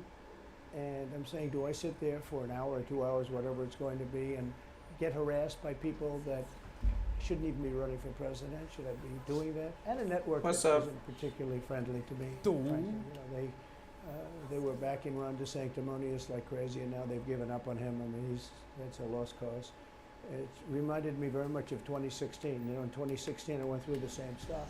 Do you think it should be illegal to not do debates like Kyle Galinsky? That's what Kyle thinks? It should be illegal to not do debates? That's awesome. I don't think debates are all that relevant or important. I just want the debates to happen, especially with Trump involved, because he's content. And because I want him to win, because I'm the biggest Trump supporter Sense out to there. do them. So I've taken a pass, as you probably noticed. Well, I did. I'm grateful that you did. People on stage who shouldn't be running for president, who do you mean? Well, I don't want to really use names, but it wouldn't matter too much. A guy like, I call him Ada Hutchinson.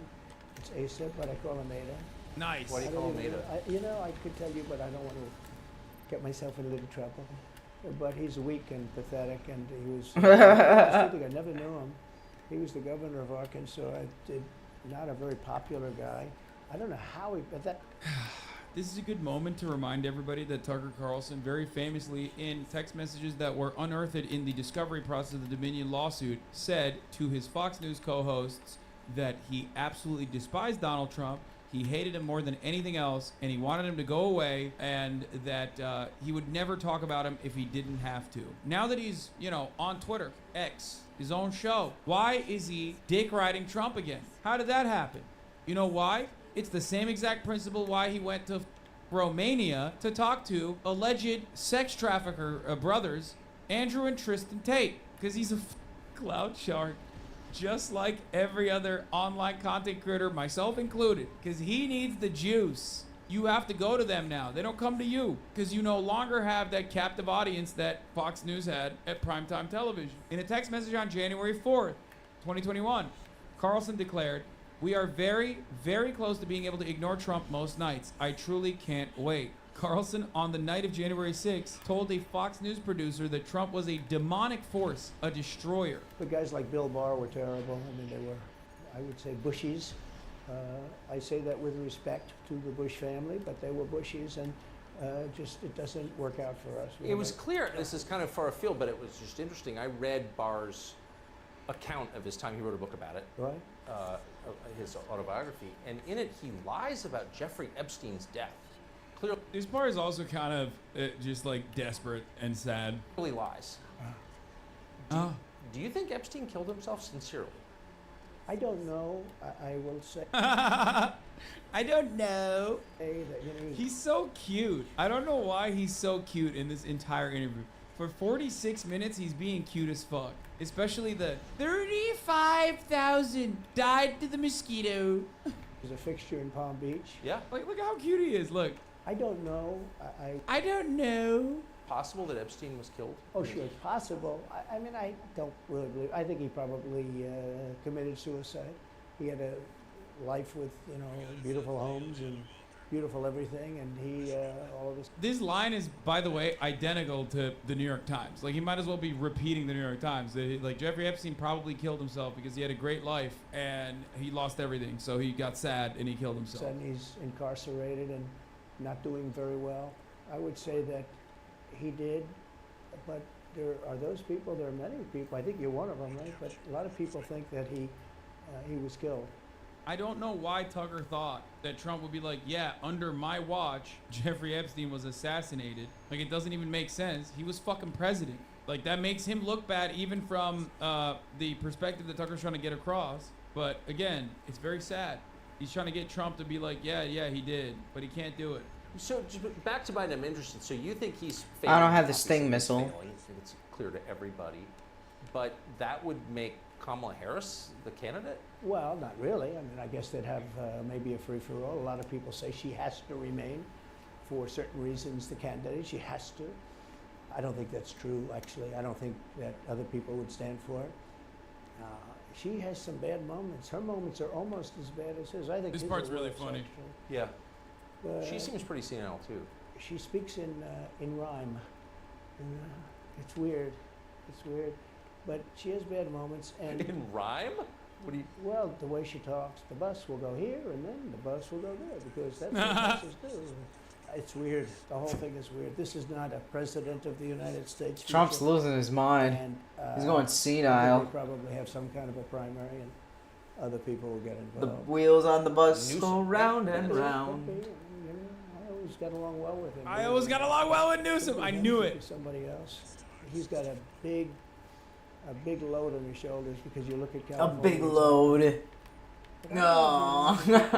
The people that vote for him, I don't even know if they care. I mean, look at so many of the things. He likes Newsom because he's handsome. He always has a weird level of admiration and respect for handsome people. Yeah. Gruesome Gavin Newsom used to pipe down Kimberly Guilfoyle. In the old days, if you had a bad record, it meant a lot. Today, if you have a bad record, it doesn't really mean anything. You know, he looks good, he's a nice-looking guy, speaks well. But Biden, every time you watch him talking, it's like he's walking on eggs. You're waiting for him to collapse. What do you think he and Xi and Putin think of Biden? I think they can't believe it. I think they probably say this is some kind of a system. You know, they had great respect for our country. They respected me. They had great respect for our country. If you go to North Korea, you take a look at what happened. You know, the Olympics was dead. South Korea spent billions on the Olympics. Nobody was going to go. They didn't want to get blown up. They called me and they said, we are going to let the Olympics proceed. This is North Korea. I said, you should go into the Olympics. Put your athletes in. It wasn't like, you know, they were big on athletes because, you know. Famine. But they went in and they actually participated. And within about 2 days, the entire thing was sold out. And if it wasn't me, that would have never happened. Dude, I love this. Okay, never mind. I was wrong when I said I don't want to watch this. Oh my god. Oh, I was so wrong. He's so back, dude. Respect to Tucker Carlson for like actually getting him to say stupid shit. Because like usually every single interview is such like aggressive dick riding that he always stays on message and you hear him say the same dumb shit over and over again. This is perfect. Like, he brought North Korea into the Olympics so that everyone could actually go God and damn, enjoy get the these little Olympics fucking bombs without outta here. fear of being blown up by a nuclear bomb that North Korea was going to drop on them. He saved the Olympics, dude. What a legend. But I got along very well with him, and it's a positive thing. He does have massive nuclear power, by the way. And if Hillary would have gotten in, or if the Obama thought process continued, it would have been a nuclear war, absolutely, with North Korea. He was expecting to go into a war, and it would have been a nuclear war. When I look at San Francisco, what's happened to that? Yeah, get his That ass. was one of the greatest cities in the world just a short while ago, and now it's very sad when you look. When was San Francisco ever an incredible city? From his perspective, no. There was never a fucking moment in the minds of conservative Americans where San Francisco was a beautiful city. Because before it was the tech Oh, capital God, just me and of Chatty. America, Don't die, Chatty. It was the capital of homosexuality. What do you mean? That's where they invented men fucking men. Even before then, they used to refer to San Francisco as a disgusting place filled to the brim with moral degeneracy and drug usage. San Francisco used to be the gay sex headquarters, dude. And also, ironically, San Francisco back then. God damn it, look at me. Way worse on crime. Just like every other fucking city Damn it. was, way worse on crime. Got it, Los Angeles. Every city, practically, all the Democrat-run cities. You know, Republican-run cities are doing very nicely because they arrest people when you have crimes. Oh, Yeah, did I get him? all 3 Republican-run cities. Like, what Shit. fucking city is run by Republicans? Also, Wait, Republican-run is Chatty states, dead? if we're going to expand on this argument, Democrat-run states have lower rates of crime than Republican-run states. It is such a stupid argument that Republicans channel all the time, and it's very frustrating. It's like, sometimes I feel like when I joke about, like, crime being legal in California, some people do take it to heart. So And who I is running the actually government? believe he's compromised because China knows so much about him. They know where the money comes from. They know where it is. Alright, He maybe paid I it. don't need them. They probably paid it. Well, they do pay Penn, and he gets Fuck. $1 million. I think he takes $999,000 because it keeps it a little bit under $1 million, like by $1. But he, in many ways, is a Manchurian candidate. We have a Manchurian candidate, and he's afraid to tell Russia to get out of Cuba. Alright, shoot his He's ass, come afraid on. to tell China to get out of Cuba. He's afraid. China now is building, think of this, China is building military installations in Cuba. And you don't even hear about it. And the worst culprit is the press, the media. Donald Trump literally worsened relations with Cuba after Barack Obama started normalizing relations with Cuba. What the fuck is he saying? I love that he learned a new thing, though. Manchurian candidate. Awesome. Because Get his ass. normally, you know, when I first heard that China's building installations in Cuba, and installations means military installations, okay, you know, there's just some communication. They did that on the islands with Japan. They took the island, they started this massive construction, and they told everybody. Ooh, did I get him? The Japanese have to be very careful. They told everybody that this is a housing development. They're going to build a housing development. And I said, how come the runway is 20,000 feet long? You know, private jets need 4,000 feet. Alright, I They didn't don't need them. 20,000 feet. The big. It's ironic that this is one area where you can tell he knows what he's talking about. The private jet thing.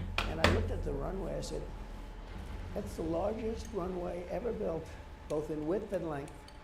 for housing development. There's nobody that has a plane that big that you would have a runway that's Why that's is for China testing. allowed to conduct imperialism in our hemisphere? Well, yeah, and it's far beyond Cuba.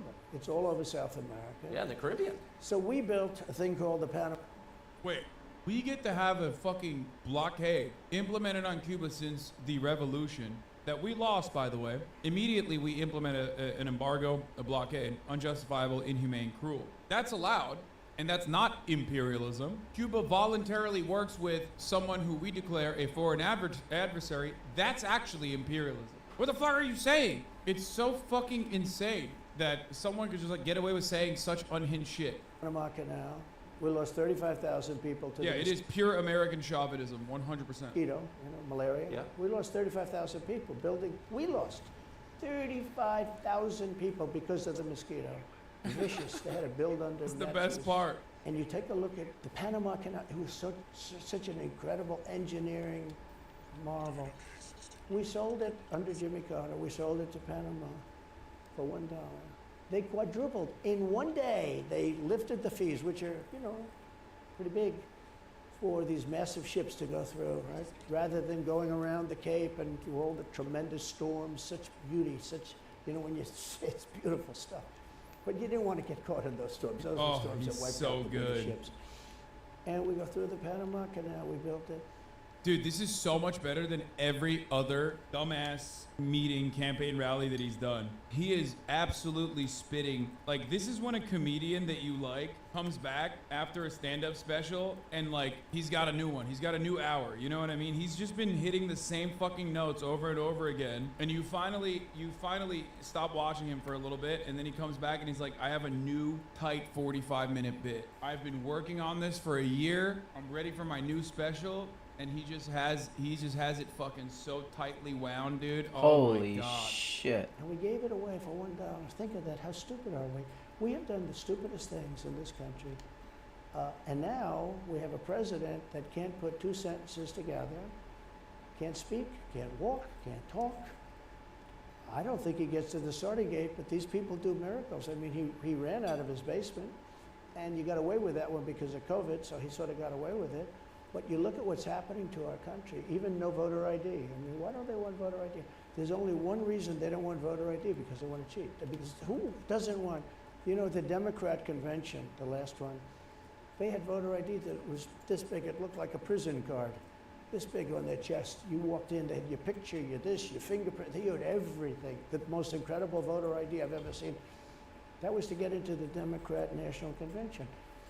But to get into vote, if you buy groceries. Wait, what? Does Trump think you need a security credential to be able to vote? What the fuck's going on? It's like antithetical to the concept of voting. Yeah, you need security credentials to go to like an event. The entire point of voting is you're trying to maximize the amount of people that vote. Putting hurdles in front of that is a problem. You can't have the same level of like security protocol. Also, why would you? But don't you think it's racist to have to show your ID? Well, they probably say that. They use anything not to show ID because voter ID is pretty simple. And we could go back, and we should go back to all paper ballots, voter ID, same-day voting. France did it. France had mail-in ballots, and it was terrible. Anytime. Trump has literally cast mail-in ballots every election in the state of Florida. Also, if we're gonna do the boring fact-checking shit, America has a mostly paper ballot process. Paper ballots are still the safest and most secure way of making sure that we have belief in our elections and also election security. With the exception of 1 or 2 states, both red states, by the way, I'm pretty sure, every single American state still has paper ballots. Why do Republicans hate mail-in ballot when a God damn it, I have the Republicans vote Sting by needle mail-in launcher. ballot? I don't get it.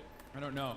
Well, I do know. It's because fucking more poor people can vote when there's universal ballot registration and mail-in ballots and early access voting. Better explain paper electronic voting? Yes. It does not matter if you live in a state where you think you are voting electronically because you walked into a poll station and you pressed the button on what looks like an iPad. That registers input directly onto a paper ballot, and then those paper ballots are still tabulated. When there are election recounts, they look at said paper ballots. They actually also do hand recounts on said paper backups. So I hope you guys understand that. I hope you guys know that that is the case. So when Republicans say there's no paper ballots or whatever the fuck, they're actually lying. Time you have mail-in ballots, you're going to have massive cheating on your election. I know that voter IDs are bad and it directly suppresses minorities from voting, but I don't know how it suppresses minorities. Can you explain? Yes. Voter ID as a verification process is an understandable provision to make in countries where there is universal ID. In countries where they do not have universal ID that every single citizen gets from birth, voter ID is implemented as a separate hurdle. There are plenty of poor people that never drive, that don't have a driver's license. It costs money to go and get a driver's license. You can also have an expired driver's license. It's not free. Nothing can get in the way of voting in a fair and free democratic country. In countries where they constantly talk about voter ID, those nations have free universal ID, compulsory voting, allowances that they make, alternative forms of identification that they allow. America doesn't have any of those things. That's the reason why Republicans advocate for voter ID, specifically to stop some people from voting. So let's say you have the time to be able to go to the DMV. Sometimes you do not have a vehicle to go to the DMV. Let's say you have $50 to pay for the ID. You still do not have any kind of access. You can't get to the DMV because you don't have a car and there's no public transit, or even if there is public transit, it's not readily available, What up? far away from you. And here's the other side of this. Now, while there are significant hurdles to be able to get an ID, why is voter ID not necessary? Because in the United States of America, the actual issue is not with people voting too much. It's with people not voting due to the Electoral College and its existence making people feel like their vote doesn't matter in either direction. And What do you also, want? more importantly, due to the fact that elections do not happen on a federal holiday, but merely on a Tuesday, where the polling Accidentally stuck stations on are your only tail. open for a couple hours after work if you're lucky enough to get out of work. The plurality of the country does not vote in normal elections. You know what a plurality is? It's the largest number of people that isn't the majority. Because their policies are so bad that if they didn't cheat, they couldn't get elected. Who wants open borders? Who wants high taxes? Who wants high interest rates? Who wants to not be able to use a gas stove or have to drive an electric car, which, you know, you have a 4-hour drive, but the He's car gonna only fucking gets an hour and a half smash her because they tail. charge you. The Little happiest moment for squeeze. somebody in an electric car is the first 10 Oh. minutes. In other words, you get it charged, and now for 10 minutes. The unhappiest part is the next hour, because you're petrified that you're not going to be finding another charger. People, I'm saying, if people, I'm not knocking electric cars, they're fine. They're fine. But if people want to buy a gasoline car, Not gonna lie, he kind of owned us EV chatters here. He's not wrong, he's spitting. He's kind of cooking us a little bit, I'm afraid. one of the things I did with EPA is. God damn it, I your keep forgetting to states- switch my many sting. states, most of the states have so much water. You know, it comes out of heaven, right? The water pours down and you have it. It's there. It's got to go wherever it goes, into the oceans, whatever. But they have sinks where no water comes out. You turn it on, no water comes out. No water comes out of the shower. No water is allowed to go into the washing machine for your dishes or for your clothing or what. And I avoided all of that. What is he talking about? Wait, they have sinks where no water comes Sure, out? you have restrictors. When I Dude, I don't know where this is coming from. Like, I don't know what he means by this. I think the only place I've ever seen this is in Europe or maybe in Japan. I don't think I've ever seen like an actual restrictor in America. You want to wash your hands, right? Yeah. And you've seen this, and you turn on the sink and it's very little. Or you want to wash your beautiful hair, right? And you're standing under a shower. Then the suds never go, the water comes out very slowly. I'm sure you've seen this. It usually takes place. I don't get it. Do I have a restrictor in my house and I'm just like oblivious to it? Like, I don't get it. Austin does complain about the low water pressure all the fucking time. I don't understand how it's a problem. It's just like perfectly fine and perfectly normal.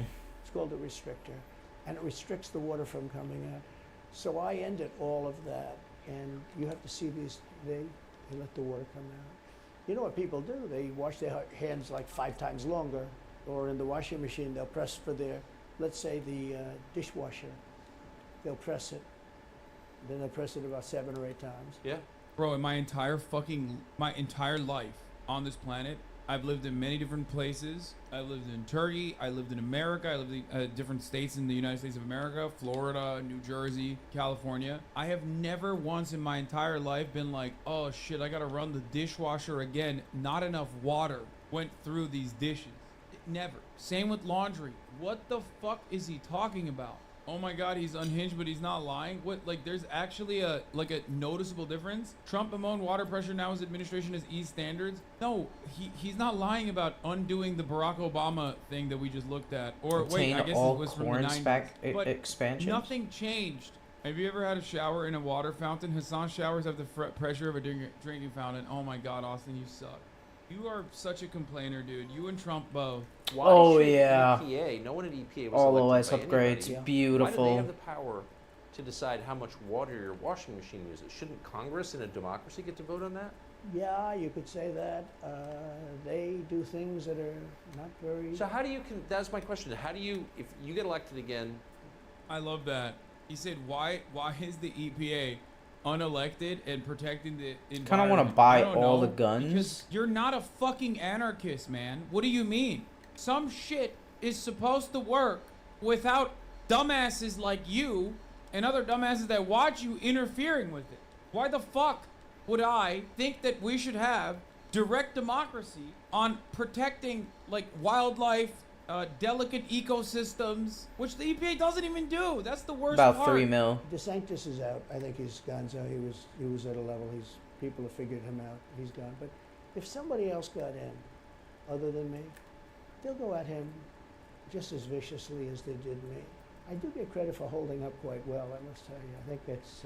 How do you do that? How do you get indicted, every week and stay cheerful? It's. I think it's a lot easier because I'm so high in the polls, because it means the people get it. I'm so high. The people see it's a fraud. The people see it. Like this horrible district attorney from essentially Atlanta, it's Fulton County. She said basically, I don't have any right to challenge an election. Well, what about Stacey Abrams? What about Hillary Clinton? What about all of these Democrats that are still challenging my election? The same people that are saying he's challenging an election. Bro, I don't understand how people can't make this distinction between what Trump did and just simply saying, I see the man, right and I the think left the weapons. election Okay, was won okay. in fraudulent ways. Every single example that he uses are from people who have immediately conceded, who then go on to say, look at all the stuff that you did before the election. This was really fucked up. Not a single one of those people turned around and went beyond. Some of them didn't even do recounts. Okay, most of them didn't even do recounts. Trump did all the recounts, which is legal, perfectly valid. He can do that if he wants to, especially if it's close.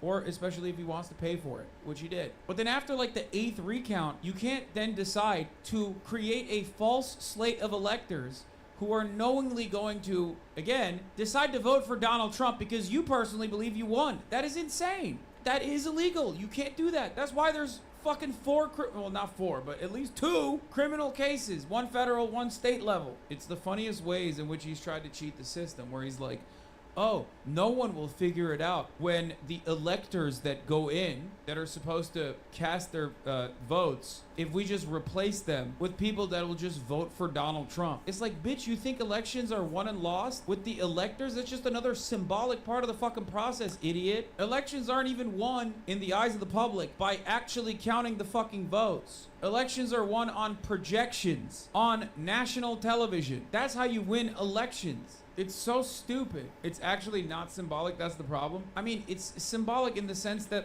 there's no way they can fucking do that. They can't just, turn around and be like, we're going to have a false slate of electors and then get away with it. Here's how this works. In the Electoral College, here's how this works. Each candidate running for president in your state has their own group of electors known as a slate. The slates are generally chosen by the candidate's political party in your state, but state laws vary on how the electors are selected and what their responsibilities are. But basically what ends up happening is, in the Electoral College, a person from your party casts the Electoral College vote on your behalf after you fucking win the election. You can't turn around and just be like, yeah, actually, we're just gonna not do that. We're gonna do the opposite way. We're gonna go in the opposite way.